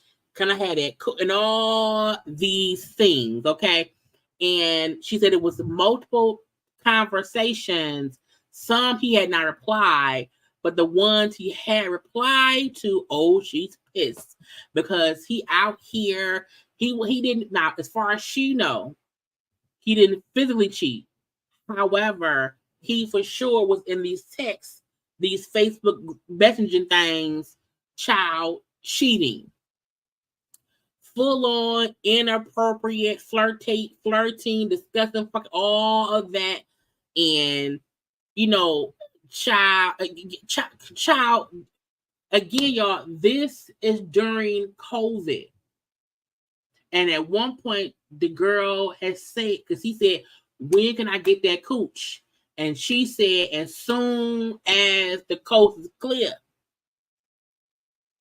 Yep, asking, it was proof that he was around there, messing with escorts or whatever, how much it costs for this, how much it costs for that. Okay. And she confronted him, like, what are you doing? Oh my God, I can't believe. And he said, I'm just playing, girl. I wasn't being serious. I know it was stupid. It was dumb. I know it was dumb, diggly. Okay, but I was just playing around. I know I was wrong, girl. I love you, girl. They then went to counseling. Counseling, she said, was in March or April. Again, they got married in January. Okay, they're in counseling by March, the beginning of April. Okay, it was a pastor and his wife, and they told her, had you came to us before you got married to him, we would have never said get married, because she rushed, got married, didn't tell nobody, went down to the courthouse. They didn't have any premarital counseling. She married that man quick, fast, you know, or whatever. So again, the pastors, when she went to counseling, whatever, told her eventually, you know, through the counseling, you know, had you came here beforehand, we would not have said married that man. No. Okay. So again, okay. Now she then wants a new job because y'all, they still have not moved at all. Okay, her lease is up in like August. They ain't moved and got a new house, nothing. Okay, but she wants to move, so she wants a new job. So she was going up for a new job. It required a background check, and it also asked for your spouse's name, date of birth, and social number, whatever, which sometimes happen in background checks or whatever. And so she said, when she said, hey, I'm up for this new job, it's going to be a background check on myself, but they're asking for your name, date of birth, social. And so he gave her, he wrote down his name, date of birth, social. She then said, when she turned, she made a copy, sent it in. She realized the first three digits of his social number on the background form that he filled out was a different social number than what he had wrote down on their marriage license. Okay, so she noticed the first three digits was wrong. Like, these don't get the same three digits. They're the same thing. So because she said, okay, the last time I ran a background check, nothing came back. She said, I thought maybe I put the numbers in wrong then, but hey, because this is a different number, let me go ahead around here and run it with the new social number, child. And that gave her that's when the shit started to unravel. Because It came back with his name, addresses, all this stuff. And she then realized, he told her, hey, I lived in Cali. I told her when I moved here, I just moved from Cali. I was married in California. I got divorced in California, and now I'm here. And she noticed on the background check, no California address came back. And so, okay. She then found out, one, he never lived in Cali. The college, the college he said he went to, he never went to it. She called the college. They had no record of him at all. At all. Okay. So she asked them, hey, did you go to the college called so-and-so? Because they don't have no record of you. Are you sure you went to that college? He said, when she asked him why the college he told her that he went to had no record of him, he said, I was a private citizen. And I said, bitch, what? He told her the reason he did not come up in the college is because he was a private citizen. His daddy, my daddy paid for me to be a private citizen, okay? And that way, if anybody ever looked me up, they couldn't find. I said, nigga, is you a witness protection?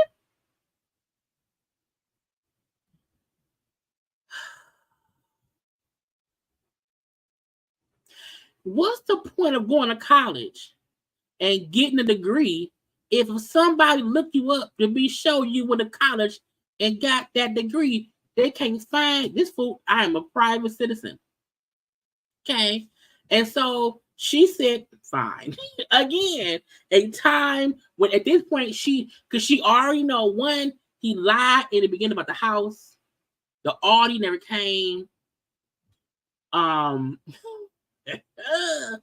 The social number wrong. He never lived in California.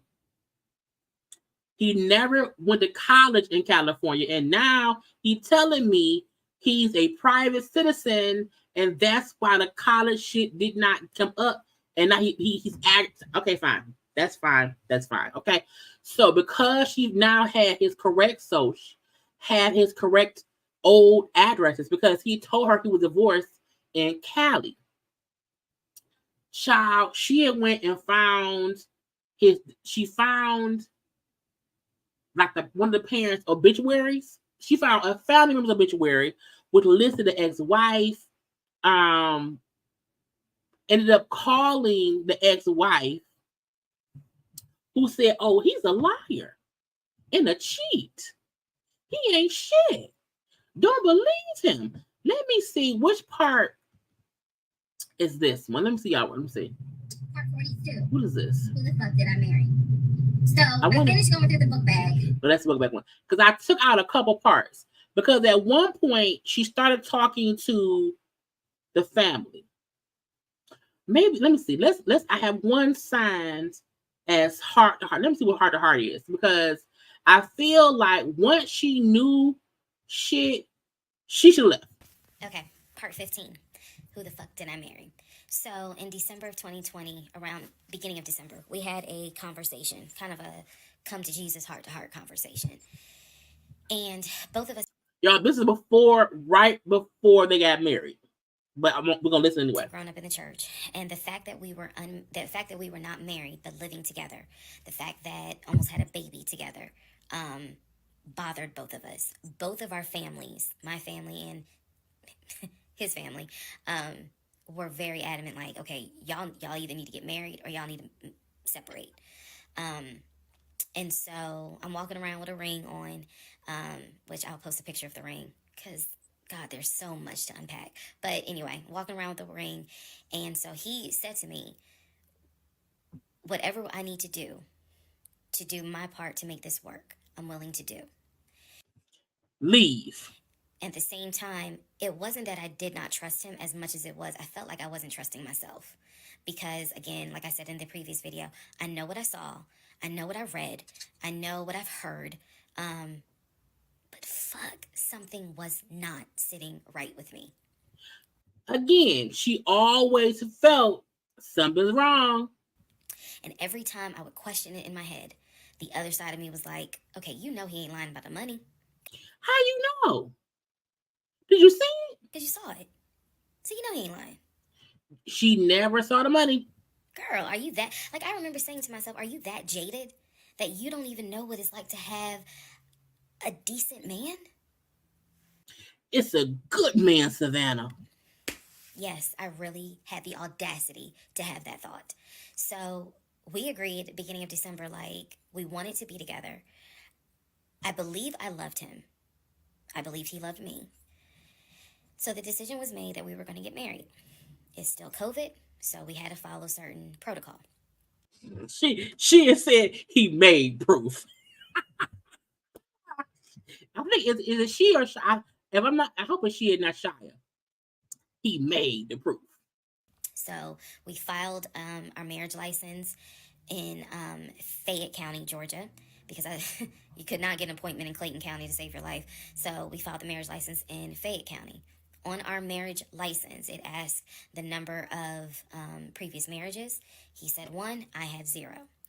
It asked for our social security numbers.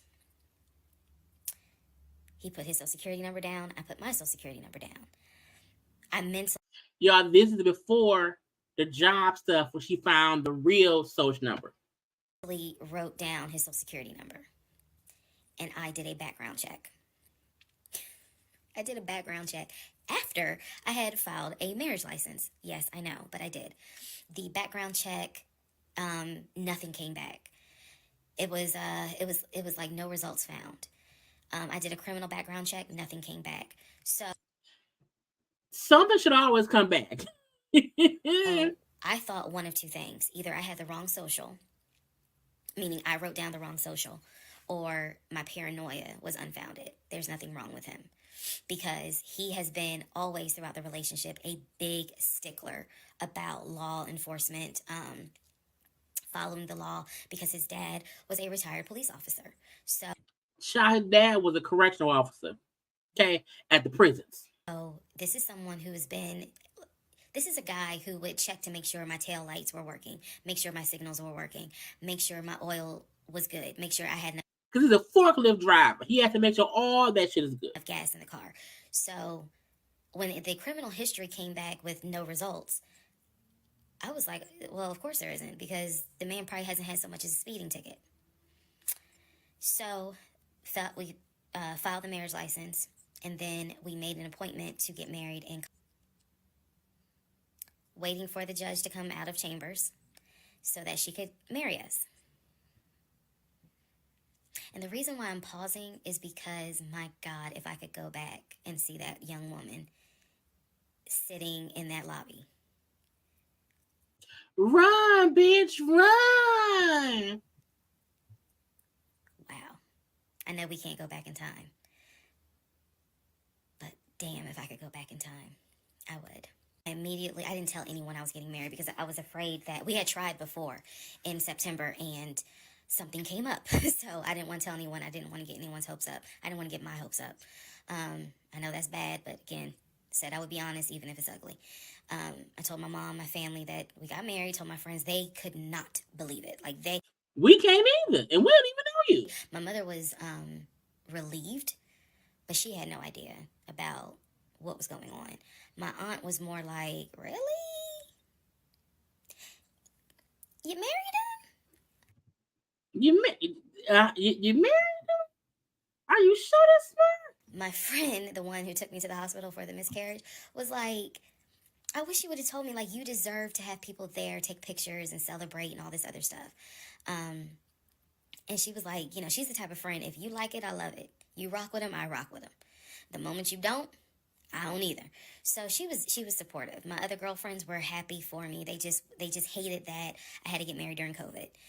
Because they were like, we would have loved to have, you know, thrown you a bridal shower and a bachelorette party and all of that. It just sucks that you couldn't experience that. So we got married on a Tuesday. On the way home, stopped and got some wings. Went home, and I had to get ready to go to work the next day. And life... I got married January 5th. Mm-hmm. By January 31st, I knew I was in trouble. Then you knew you was not before? I still didn't know how deep, but I knew I was in trouble. So now y'all heard her say that she knew by the end of January, she knew some shit was bad. But when he came around there in February with them fake trip tickets, the fake trip itinerary, she was happy. To give you all a very, very, very candid idea, got married January 5th. The normal things that married newlyweds do, when we got married, completely stopped. They stopped fucking. And that was not by me. You always hear men talk about, man, now that we're married, she don't. In my case, it was the exact opposite. So she kept sucking. He stopped eating. Okay, he's not giving of his body. It was the exact opposite. So anyway, because this is not a forum to be all R-rated or whatnot, but y'all get what I'm saying. So we got married January 5th. January 6th, I went to work. It was a lot of people congratulated me because word got out that I had gotten married. January 7th, I filed the paperwork to change my last name. Girl, child. And if you were following me, you can go back like 15, 16 videos, and I talk about how I had to change my name back to my maiden name. But I changed my name within about 3 days of getting married. See, look, y'all. You're being too judgmental. She told y'all that stuff was bad. They tried to get married in September. It didn't work out. She still forced the marriage. Okay, got married. And in 3 days after getting married, during COVID, she changed her last name. Again, she did not want to quarantine alone. She wanted a husband. She pushed the issue. And now here we are. Attitude was, this is the bed that I made. Mm-hmm. I'm going to do right by him. I'm going to do right by my marriage. I took marriage seriously. And when I married him, I absolutely married him thinking, I'm going to be with you for the next 40, 50 years. So we're going to have to figure this shit out. And that's why, he felt like she will stay. She will stay through because I'm showing her, we went to 25 houses and I never got one for her and she stayed. Okay. We test drove all them cars and she stayed. Okay. To me, every time he did something dumb that he knew he wasn't going to do, he knew he had no money, all this. Every time he did something that she let go, she ignored the red flag. He felt like, okay, if she accepts this, she'll accept that. She wants to stay married, so no matter what I do, she gonna be here for me. I feel like she allowed him the knowledge that she gonna put up with it because she wanted to be married and she wanted to stay married, and he used that to his advantage. That was my mindset. I did not get married to turn around and be divorced in 6 months. But life happens, okay? After that part, okay? Now, that was just her having a heart-to-heart with herself about the shit. Now, once she did the background check with his right social number, found out he wasn't at that college ever, he wasn't in Cali ever, how she was a child investigated in Carmen, San Diego, and found the ex-wife because she found the ex-wife's name. She found their divorce decree stuff. She was searching and found it or whatever, okay? And so she called the ex-wife, who was like, basically, if you calling me, it must be bad, okay? If you calling me, it's crazy. Now, again, he had already told her, my grandmama died. My grandmama died of COVID. I'm a crying shame. I'm so sad. My grandmama died. Okay. Grandma did not die in 2020. Grandma died in 2008. So he re-killed his grandmama for sympathy. Now, look, I feel like The only time you re-kill family members is if they already died, you want some days off work, and you re-kill them. A lot of folk re-kill people for time off work and new jobs. This fool re-killed his grandmama. Re-killed the grandmama for no real reason. Okay? He also called her one day at work, baby, because he told her, my ex-wife has 2 kids. I'm a great stepfather. I'm close with the kids or whatever, and blah, blah, blah. She said, cool. He called her at work one day and said, hey, my stepdaughter died. Her brother called me and told me she died from COVID. I'm so sad. My stepdaughter dead. Okay. She's gone. Do you mind if I send her mama $2,000 for the funeral or whatever? Now, she did say she never noticed the money gone. However, he told her that his stepdaughter was dead, died from COVID, and he's sad about it. So when she eventually called the mama, the ex-wife, and is having a conversation, and the ex-wife say he's fucking crazy. Whatever he told you he's a liar. If you calling me, it's bad. He a liar. Don't believe nothing he say. I don't want nothing to do with him. We have no dealings. You know what I'm saying? Blah, blah, bloop. You know, somebody else he dealt with in the past, they called me because it was bad or whatever. And luckily, what me and him went through was bad. Yours must be bad too.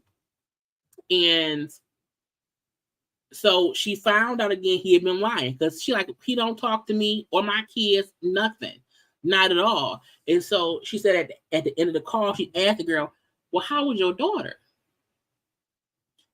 Well, it's fine. Daughter never died. The mom said, why? What did he say? And she said, I did not have the heart to tell her this man had killed your daughter off. In his story, your daughter dead. So she just told her, oh, well, he just said that she got sick with COVID, you know what I'm saying? But she did not say he told your child was dead. She spared the lady that information. Okay. And I said, Lord, now again, at this point, he has no idea that she knows for a fact he never went to college. He never lived in Cali.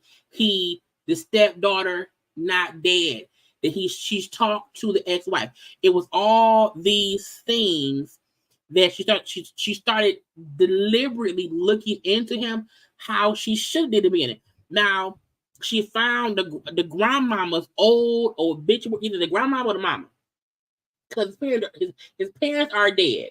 So she found old obituaries. You know, some obituaries are like listed, you know, publicly. Okay.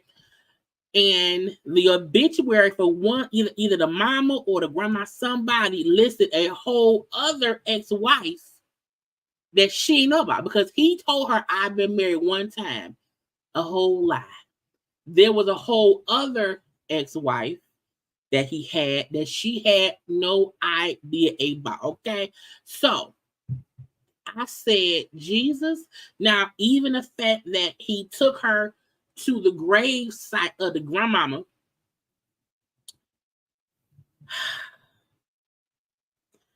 and said, that's my grandmama grave who died in 2020.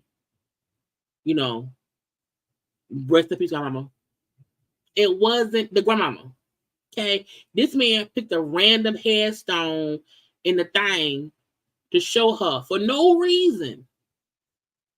But he had worked at the cemetery as a whatever. And so that's how he just saw the I said, you showed a whole random grave site of a dead grandma was really dead though. Just take her to see grandma's grave. Child.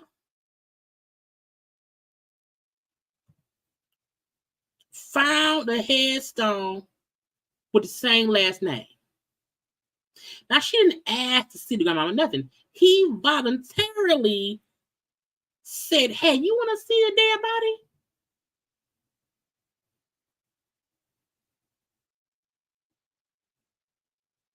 Okay. Again, he's crazy, deranged, period. Now, she kicked him out. Okay. I want to show y'all the kicked him out thing. Because she confronted him. Because again, at this point, she like, it's too much. It's too much. It's too much. It's too much. Part 33, who the fuck did I marry? June 17th, 2021. So it's his birthday. She kicked the man out on his birthday. You guys have been on this ride. You now know exactly what information I did have. The morning of June 17th, which was his birthday, he was in the bed as usual. Powerade bottles all over the place because I wasn't in the mood to clean. Now, what I did not mention, I didn't care. He had a debilitating knee situation where he could no longer like move around that much. He was taking pain pills from her. So at this point he was sleeping in the guest room because he couldn't move around that much or whatever. And so he was basically like just in that room all the time because of the debilitating knee thing that she never figured out what was wrong. She was going to add him to, because again, they got married in January. And she was going to add him to her insurance so he can get his knee looked at. But he kept telling her he had insurance, but he did not. Okay, he was lying in. Okay, so again, he's in the room with the water because he was pissing in the Gatorade Powerade bottles and leaving them in the room because he wasn't leaving the room. And so I went in his room. He was awake. He was watching YouTube on his cell phone. He watched a lot of YouTube, watching these two guys that always were fixing Jeeps on YouTube. And if I saw them, I would know exactly who they are, but I can't remember their name. It's a popular show on YouTube. Anyway, so I go in there and I just calmly sit on the edge of the bed and I was like, can we talk?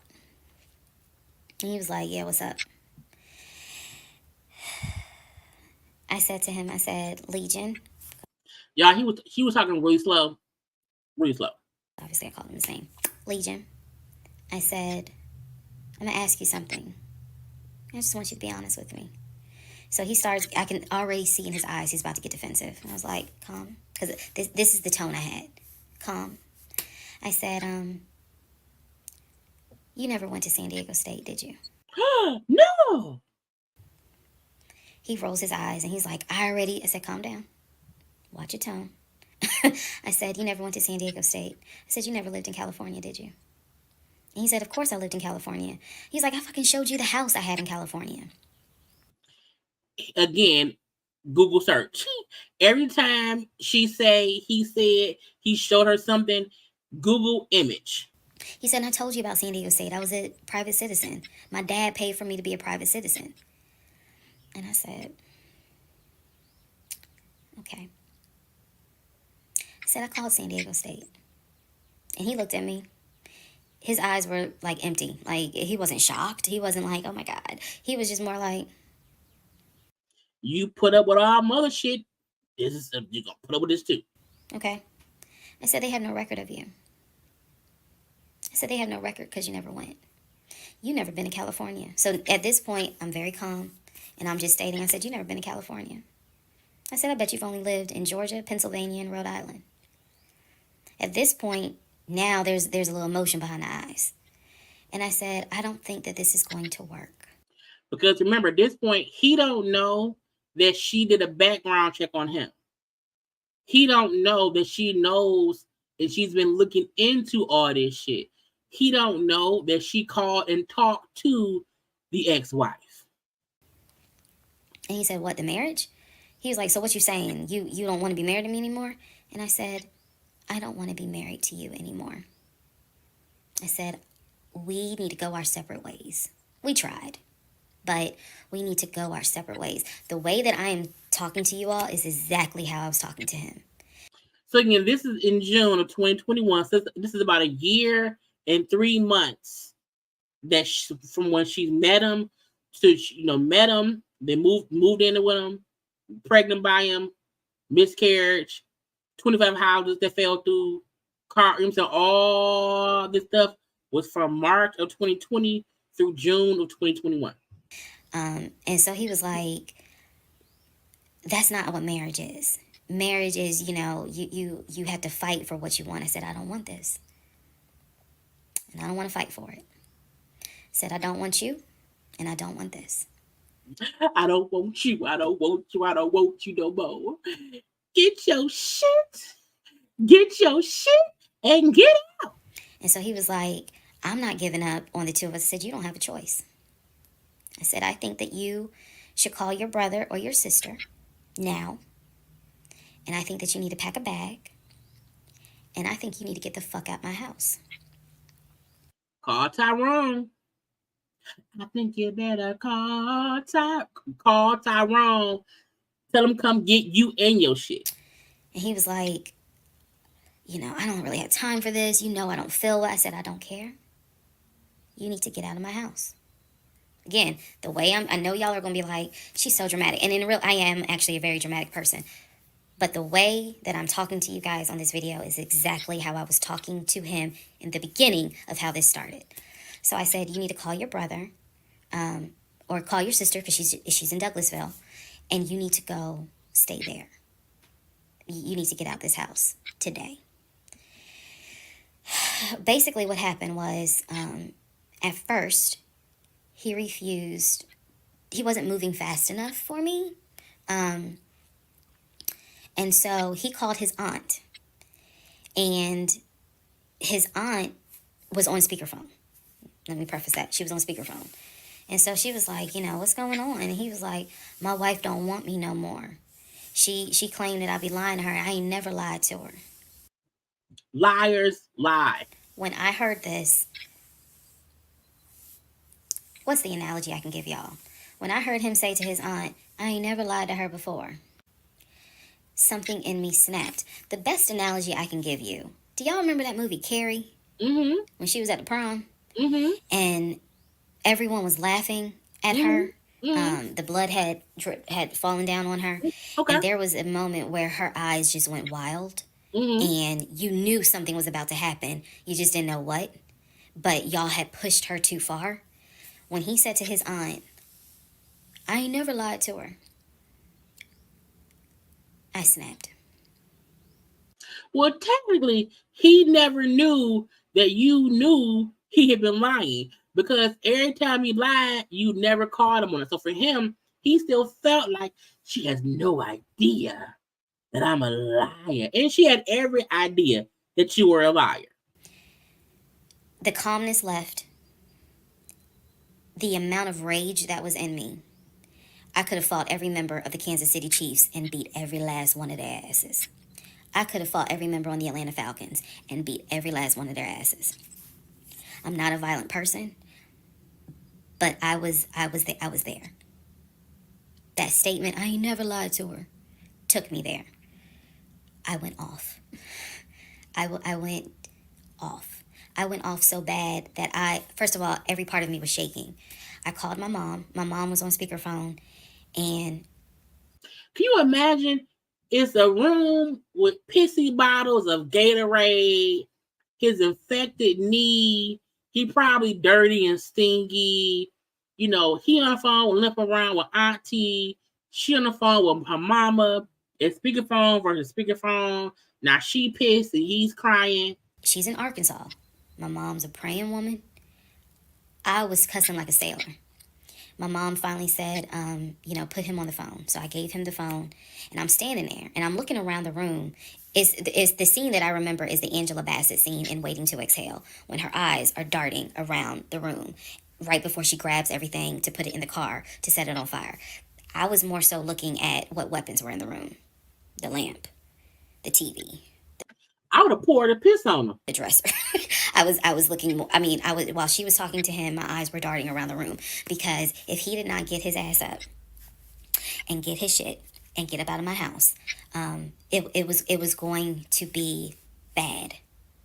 If I have never in my life been on TikTok and said, thank you, had it not been for the blood, y'all, I know this is going to sound dramatic. I know this is going to sound like, girl, you so funny. You don't understand. Had it not been for the Lord on my side, had it not been. God, like, hold up. God, like, no, ma'am. So now why am I in it? And you could have did it. See how I get thrown in stuff? Because God was around in the beginning, but God said, ma'am, my child, you ignored me for too long. For the fact that I know I got a praying mother. I know I had a praying aunt. I know I've had a praying grandmother in heaven, because I'm telling you, I clearly saw what was getting ready to happen had he not gotten up, got his shit, and got out of my house. So I'm trying to calmly say this because I'm trying to calmly tell this story because the rage had taken over me. The pure, unadulterated rage.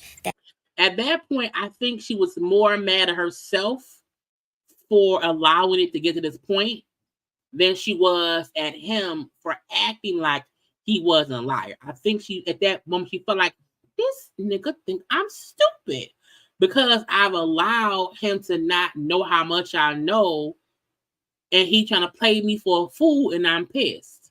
I felt when he said to his aunt, I ain't never lied to her, after I had discovered only 2% of the lies at that point. Just 2%.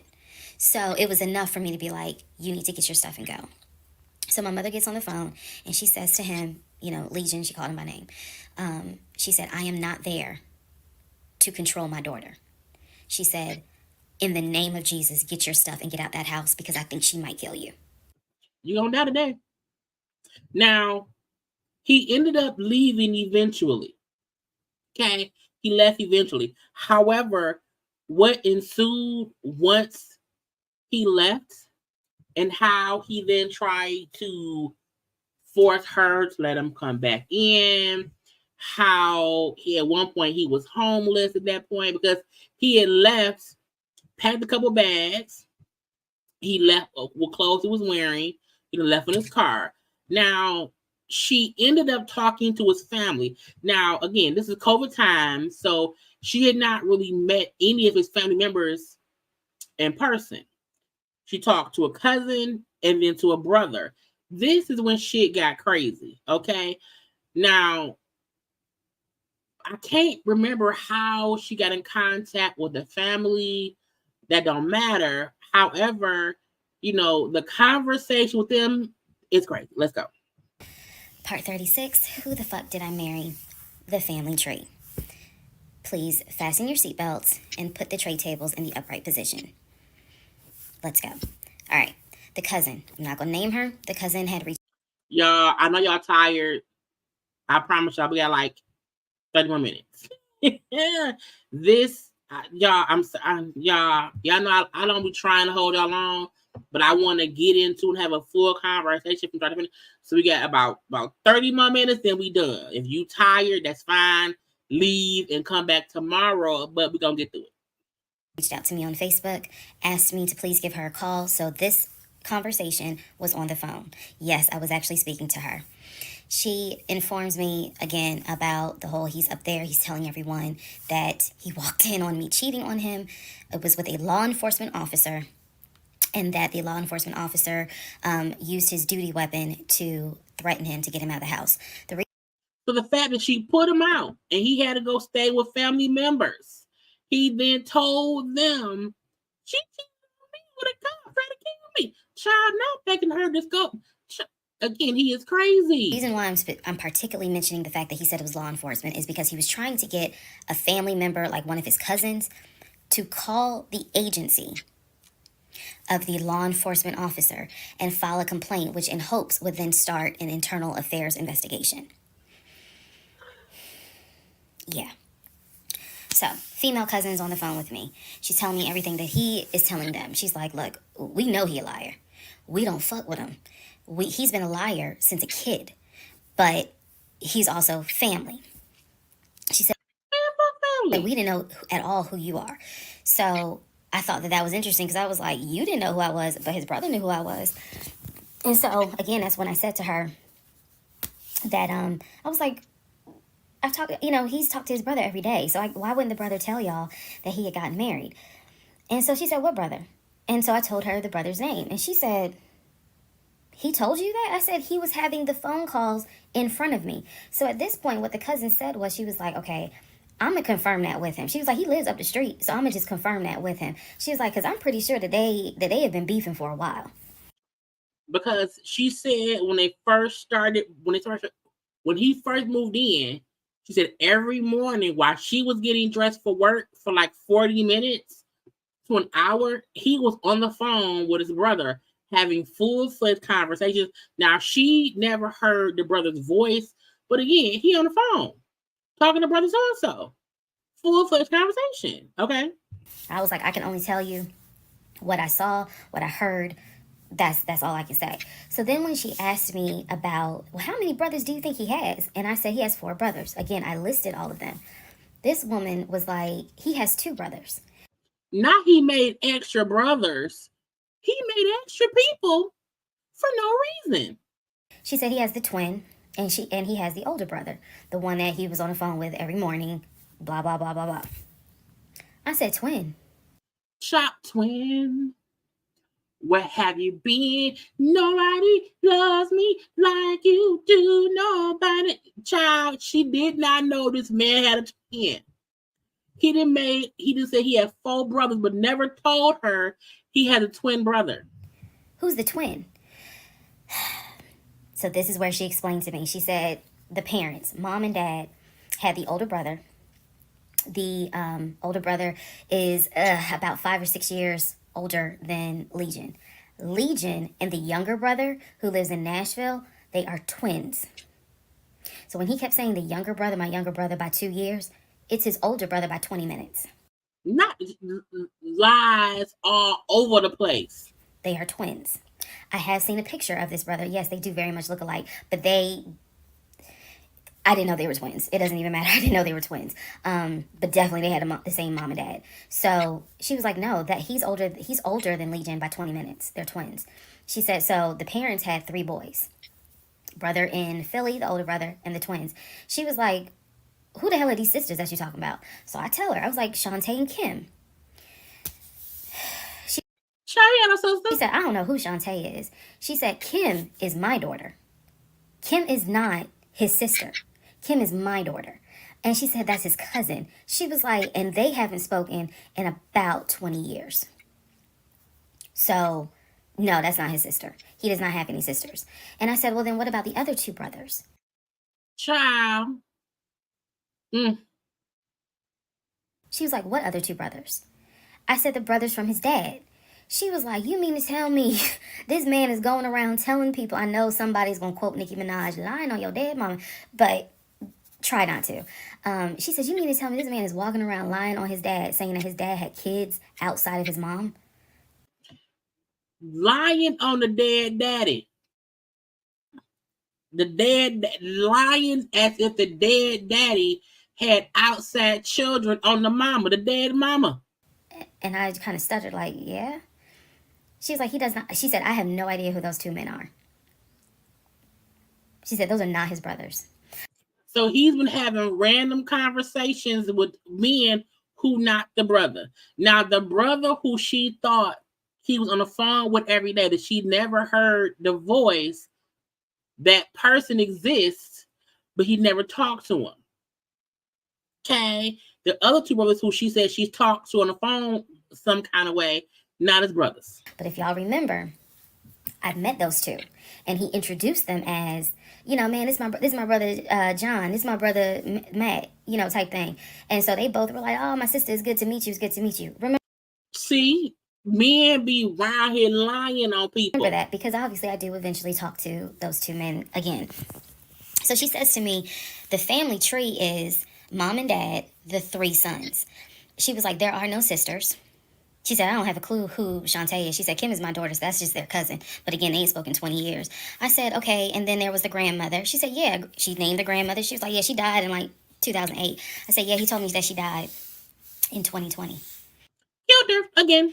And that, all of you were coming down for the memorial service. And she's just like, She died in 2008.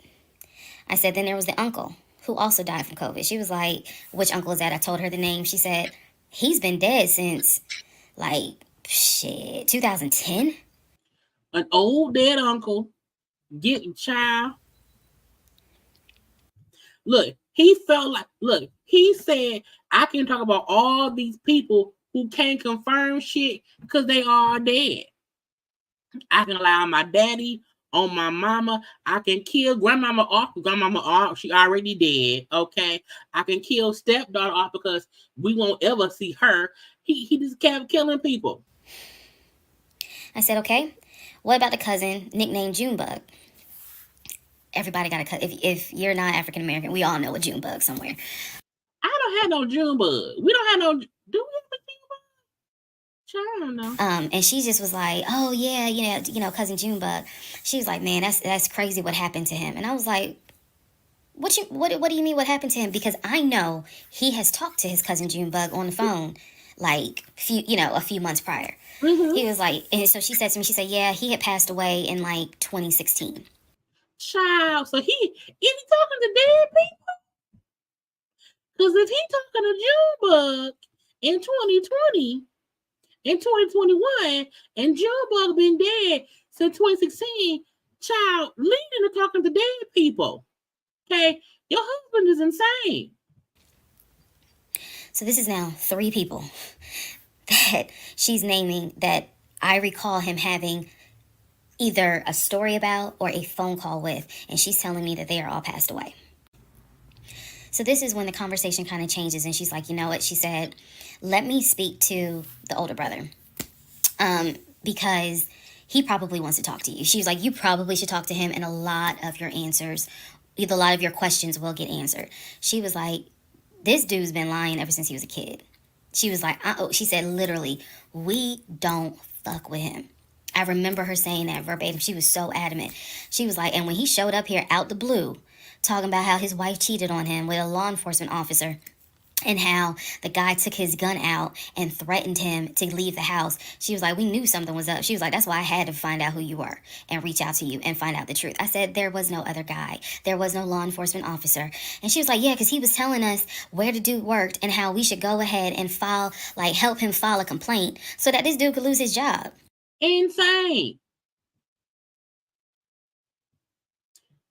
Got put out from her and said, hey, let me go to the family who don't even know I'm married a whole lie so they may feel soft and hurt for me and let me stay here for a couple of days because I need more time to come up with more lies to get back in my house.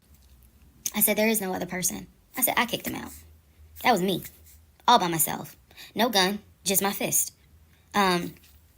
And so she said, you know, he telling us that he had gotten married, and then she was like, apparently y'all had a baby. So she was like, so you got a kid with him? So I had explained to her, I said, no. I said I had a miscarriage back in June of 2020, and I had to have surgery in July. So she was just like, girl. Now what's crazy is he went and killed grandmama again. He went and killed the stepdaughter for fake. He, is talking about people as they're alive and they dead, but he kept a dead baby alive. That's crazy.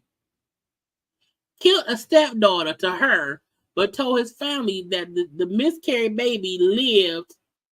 What? So she started really being encouraging and was saying, you dodged a bullet, honey. She was like, I don't wish this. She's like, I know he my family, but I don't wish him on no woman. So we've had each other's numbers. She was like, if you need anything, please feel free to call me. She was like, I've had my own issues with him. I've had my own issues in life. But she was like, get your divorce and be done with him. Then she said, I'm going to put you in contact with the older. So this is her talking about her talking to the older brother who was around there on the phone, but not really. Part 40, who the fuck did I marry? So we are now at the point of July 2021. We're at the point where I've spoken to the female cousin, and she gave me the phone number for the older brother. For the purposes of this video, we're going to call him Chris. Chris was very nice. I called him. He was gracious. He was willing to answer whatever questions I had. And what he said to me was, he said, my brother has always been a liar. Once everybody keeps telling me that he's a liar, I don't need to hear more. Like, I don't need shit else at all. I have enough to divorce him. Once I know he lied about everything, I don't need no answers. He's always been a liar. He said, but ask me what questions you have and I'll confirm what's real and what's not. First question I had was, when was the last time you spoke to him? Without missing a beat, Chris says, 2015, just after our mother's funeral. Now, Legion been acting like he talking to Chris on the phone every day for 40 minutes to an hour. I explained to him about the phone calls. The fact that Legion would be on the phone for 30, 35 minutes, laughing, talking to Chris, relaying messages from Chris to me, and relaying messages from me to Chris.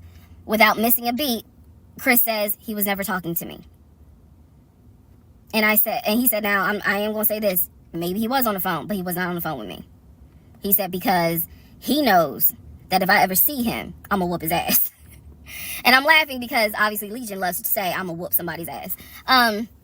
So for the people who are confused, like, wait, what does this mean about the phone calls? What this means is every single time that my ex-husband was on the phone, holding his phone like this, talking, laughing, cracking jokes. Hey, my wife said that, we could go later on this evening and all this other stuff. Every time they were doing things like that, every time he was having a phone call or conversation that he claims to be with Chris, no one is on the phone. Crazy. Deranged. No one's on the phone. That is what that means. So I'm on the phone with Chris. My mind is spinning. It is blowing up like a volcano. I mean, I'm going crazy. I'm going crazy because what this means is that for the past 4 or 5 months, every morning that he is having a phone call with his brother Chris, I am now understanding in real time that phone call was completely fake. Insane. So Chris tells me maybe he was talking to somebody else, but it wasn't me. He said the only family member that Legion actually talks to is the twin. And that's only because, for some reason, I guess it's their twins, he helps him out when he needs it. Legion only calls the twin when he needs money. And the twin, according to Chris, now this is the part that might blow some minds. The twin brother, the one that is older by 20 minutes, is VP of his company. Oh, he's the real VP. Is married, drives really married, has a luxury car, and lives in like a 4 or 5 bedroom house. So Legion had been trying to be his twin brother, but was just failing miserably. Legion had been trying to be his brother, and this kept failing at in Nashville. So Chris is saying to me, he was like, it sounds like he took the identity of the twin and was trying to act like that's his life. And it's not. He was like, that nigga ain't never had no money, ain't never kept a job a long period of time. And he was like, and you're telling me that he claims he was VP of a company? And so he was like, did you ever see anything? Did you ever meet people? Like Chris, I respect the fact that he was asking me the same questions y'all are asking me. Did you ever meet any family members? And I told him.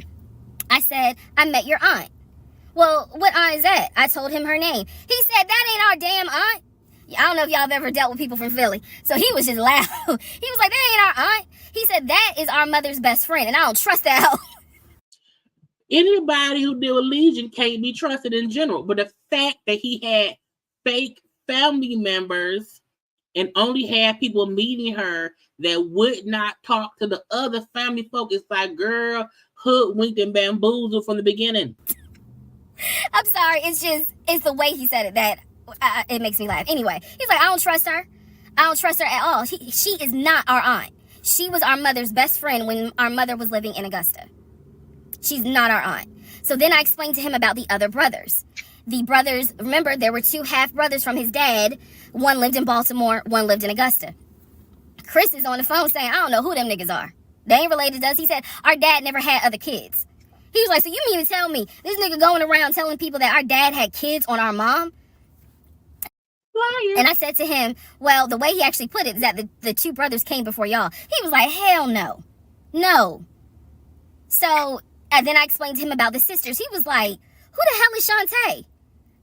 And I was like, Shantae, again, I'm just telling you what I was told. Shantae is a sister that lives in Douglasville, married with 2 kids. He was like, no, we don't have a sister. Told him about Kim. He was like, Kim's not our sister, she's a cousin. And he said to me, and I know she ain't talked to him in forever in 2 days. He said, so everyone, the only people who are his family members is Chris and the twin. He's like, we got some cousins up here. I told him about Junebug. I told him about the uncle. I told him about the grandmother. And he's just sitting back like, oh my God. They all dead. He said, he was like, I realized that every relationship my brother gets in, he gets worse. And it sounds like he is actually worse than what he was in the last relationship. Meaning he has mental issues and needs a straitjacket or some medication. And I thought he was talking about the ex-wife that I had spoken to. No, he had no idea there was another wife. Because again, he hasn't spoken to him since 2015. A whole other wife.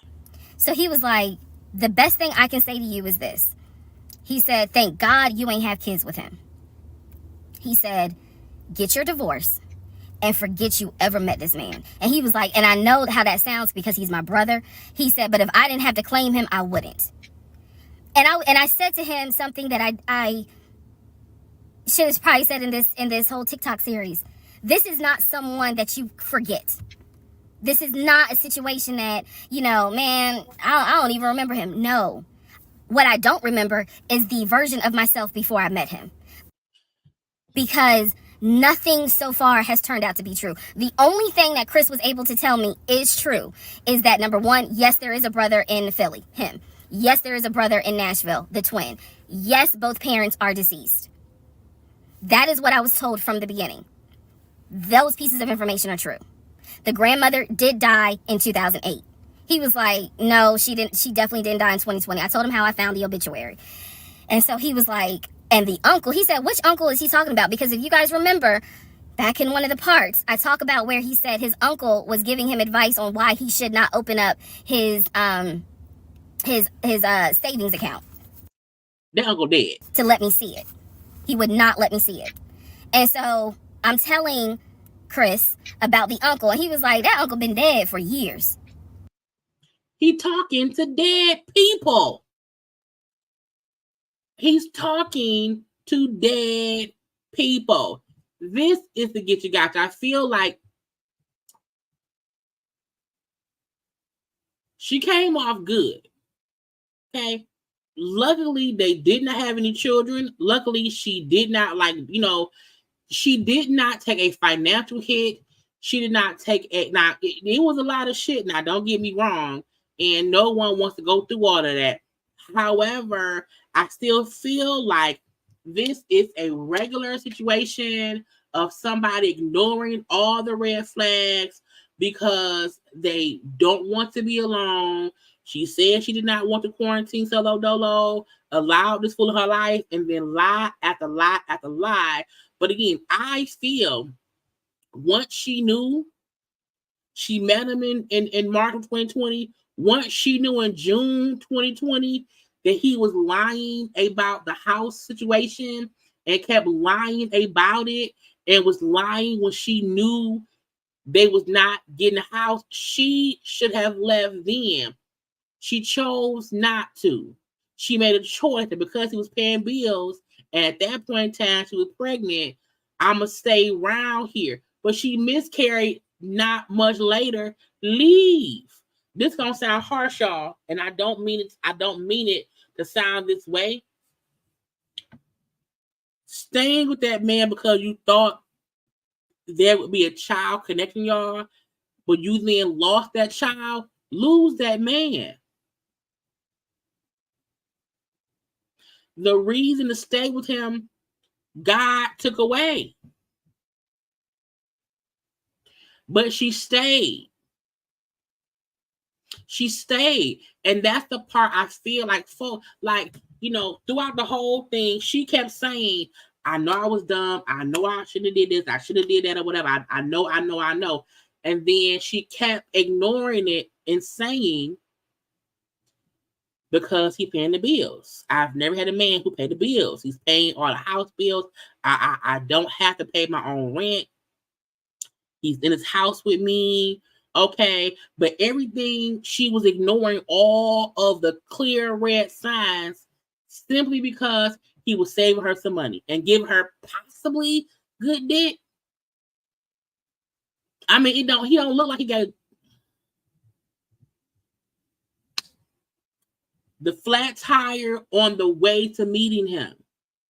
Okay, child, God sent a pandemic to keep them apart. She brought him in the house. Got knocked up and then had a miscarriage the following month. Okay, she found out he was lying about the house stuff and she ignored it in June. Tried to get married in September. Shit didn't work out. And what she do? Kept pushing on through and then married him in Jake, girl. So I'm not trying to be judgmental. I'm not badgering her. All I'm saying is she told us how she ignored all the red signs saying, no, stop. And she just kept going. The fact that he said, I'm going to buy you an Audi, stay home from work for the delivery, and the car never got delivered. So to me, there are many women who have been with men who they left them with physical scars, human beings to deal with, left them in debt, or left them holding the bag, left them in prison. To me, people have went through worse than what she did. What she went through was mentally draining, yes. However, she made a conscious decision to keep ignoring shit because, as she said, I enjoyed the fact that he was paying the bills and he was nice at first. She stopped paying attention to her common sense. So this all happened from March of 2020 to June of 2021 when she put him out. She also spoke about once he was gone, he then he took himself into a mental health place because he was homeless. How he then said, hey, you can't put me out. We married. You can't legally put me out. I'm going to come back to the house. And he came back. Okay. Trying to, at least. At that point, it was right before she was going to move. And so the police had found out that he had a warrant out for his arrest. It was a simple warrant from before. So if he came, they was going to arrest him. So they did arrest him or whatever. They arrested him. He got let go. She did move. She called the company of the car because the car he had, they were trying to repo it, but they couldn't find him. She called them and said, hey, the car's here, come get it. So he was arrested, car repo, he had nothing, okay? At one point, he kept calling her job, trying to get in contact with her because I need my TV. Child, again, stupidity. She ended up being granted the divorce. And she said even now she has not been dating since this because she's still healing. And to me, I completely agree. I completely understand how traumatic this was to her based on her just having to go through. I'm not saying what she would do was easy. Not saying that at all. What I'm saying is she saw the writing on the wall. She chose to ignore it. And now she's having to heal from ignoring red flags. Now, I know that a girl had like released his picture because when she was talking the whole time, again, she never used his name, never showed us a picture. Somebody else exposed who he was. I also feel like she should have exposed him because if what you said is true, and if what you said was happening, and he had already tricked women before you and probably women after you, let us know who he is and what he look like. Okay? Let us know what he looked like. Because when he came out and spoke and said, "It ain't me," and she lying, she did cheat. When. I was like, no, not because look, I believe her story. However, I also feel like he did everything you allow him to do while you ignored the red flag because you wanted him to pay the rent money.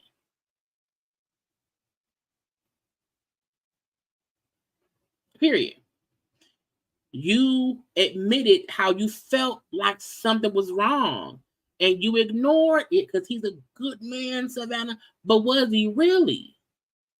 Because any man lying about buying a house is great. And the child, last part, let's listen. Part 42.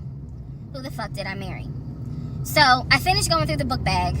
Still July 2021. I finished again because when she put him out, the stuff he left there because to take some stuff, she went through a book bag, and this is what she found. Finished going through the book bag. There were some other folders with papers in there. He had left the work phone. Because he told her he had a work phone. What I actually found out was that it was not a work phone. It was simply a secondary personal phone. He told me it was a work phone. I thought that the company was paying for the work phone. That's what I thought. No. Because I found receipts where basically, and I didn't know this, ladies and gentlemen, I had no idea. But I found receipts where it was a prepaid phone and he's paying to add minutes to it. So it's just receipts of, you added minutes to the phone on this date. You added minutes on that date. So the work phone whole thing, that was a bold-faced lie. Obviously it was a lie because as we now know, he was a forklift loader. So the work phone that he's been walking around with was really just a secondary phone. He had left the phone. He took his personal phone, meaning the main phone, I should say. But the work phone, he left.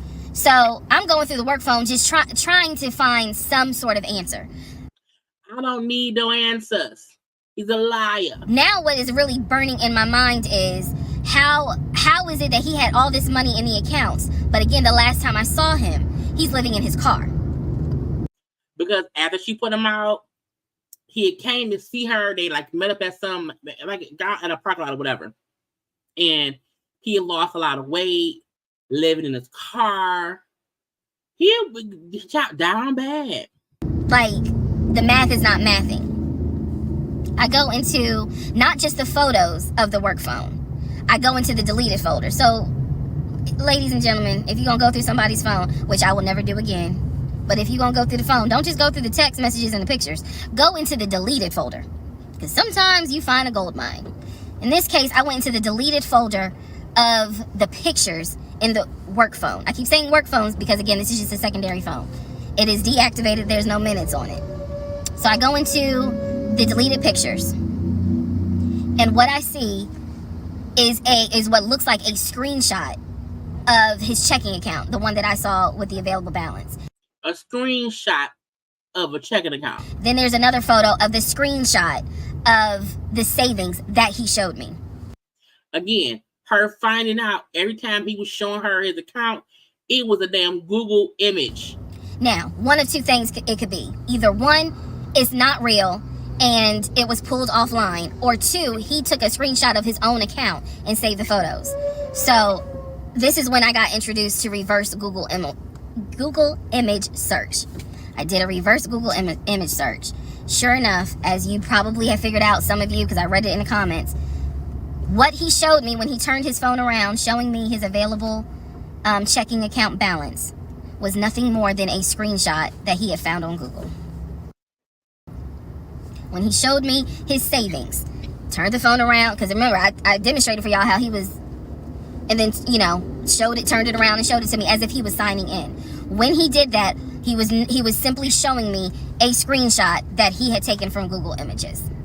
Because when I did a reverse Google image search with those two photos, the checking and the savings, it came right up. It was nothing more than just Google Images. In my phone, I didn't even need this because, again, I already knew that he was not a VP regional manager, but still, for shits and giggles, I did a reverse image search of the charcoal BMW. Remember I told y'all he had sent me pictures of the company car. Because he never brought the car to the house. He never drove the company car home. Nothing more than a screenshot he had taken off of Google Images. The house that he showed me that he had in San Diego, Google Images.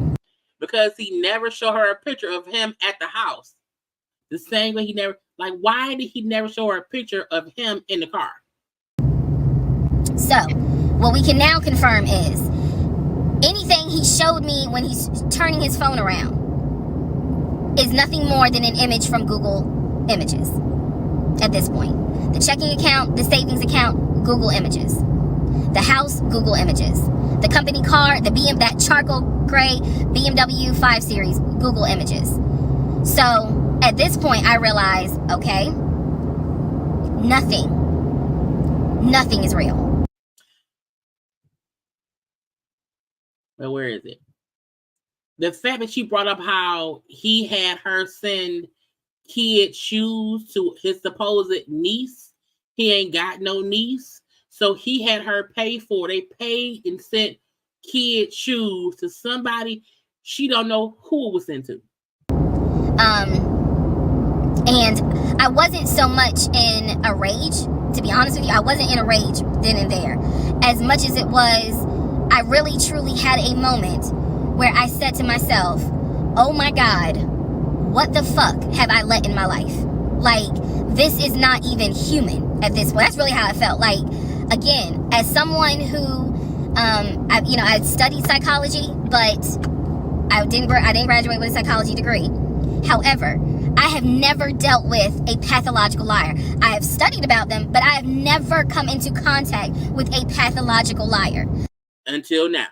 Because to a compulsive liar, if you ask them, man, why did you lie to me? They probably are going to have a reason. Pathological liars don't have a reason. Like, there's no limit to the lie. So I have now confirmed that at least 70% of everything that I thought I knew is now absolutely not true. Absolutely not true. So in between all of this, I get a phone call from the aunt in Augusta.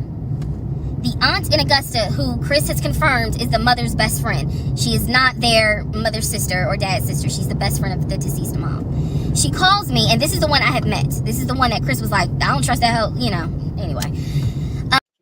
Technically, your mama best friend is your auntie. Okay, your mama best friend is always your auntie. So she called because she wanted to know what happened. She wasn't trying to be nosy or messy or anything like that. She's just trying to find out what happened because apparently Legion is trying to come stay with her. So she asked me, sweet lady, but she said, what happened with you guys? And I told her we're getting a divorce. I said because he lied to me a lot. He lied to me a lot. And so what breaks my heart about the conversation with her is that she said, so whatever happened to the baby? Mind you, we went to Augusta, told her I was pregnant. I thought he told her that I had a miscarriage. He didn't. He never told this woman I had a miscarriage. So she informs me, this is what she tells me. So now we're confirming something else. She tells me that on at least 5 times while I'm at work, Legion was driving to Augusta and telling her that he was going to visit the church of where the parents allegedly the church that the parents started. And I was like, what do you mean he went to Augusta? She said, I've seen him like 4 or 5 times. He's come down here, and each time I've asked him to bring the baby. And I said, what baby? And she said, the baby that y'all had. He told me that y'all had a baby boy.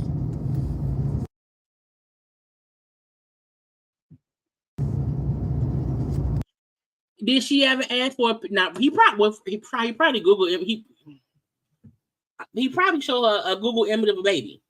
And I said, no, ma'am. I said I had a miscarriage in June of 2020. And she said, oh my God. Oh, she was doing that whole thing. She said this whole time he told me that y'all had a son in January.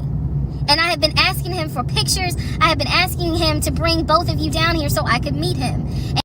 When anybody has a new baby and they ask to see photos of said baby and no one sends you a photo of said baby, Ain't no baby, bitch. And he always had an excuse as to why he wouldn't bring the baby. And the last time he was in Augusta, he said that he was leaving you and he was taking the baby with him.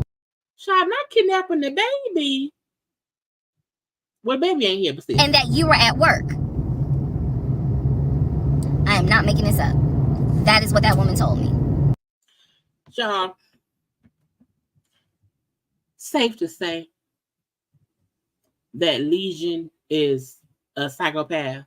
Okay, safe to say, hopefully she don't never think that she wants to be with somebody so bad that she ignores the red signs, the red flags, the red stoplights, and all that shit. Having a 50-part series. Let me see if I can go to her page. Having a 50-part series where okay, I found this on the web. Siri, how am I talking to you? A 50-part series. Go on, Siri. Where you don't understand. Let me see if I can go to her page. Let me share. Because not only did she have the 50 parts of the conversation, y'all. After that, she then went and did a whole bunch of, she did a live. Okay. Now, part 50, child, which had all this music, it had a sad background track to it. Oh, I've realized I should love myself. Part 50 to me was like, girl, you know, but as you see,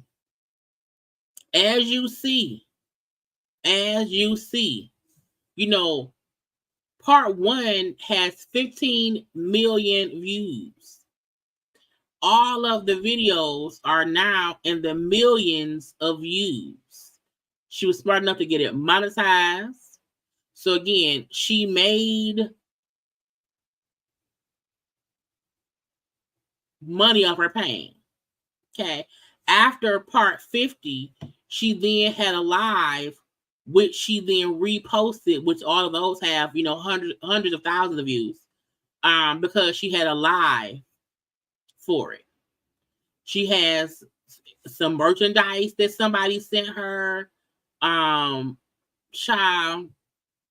And now, you know, she has 2.1 million followers. She has over 20 million likes. And, you know, her CashApp is up. And again, she daily lives Monday, Friday, 7-ish in the morning and 5-ish in the afternoon or the evening, okay? Did he? What I did hear is that she is some kind of way, she is going to London. And right, I heard that she's going to London in Paris.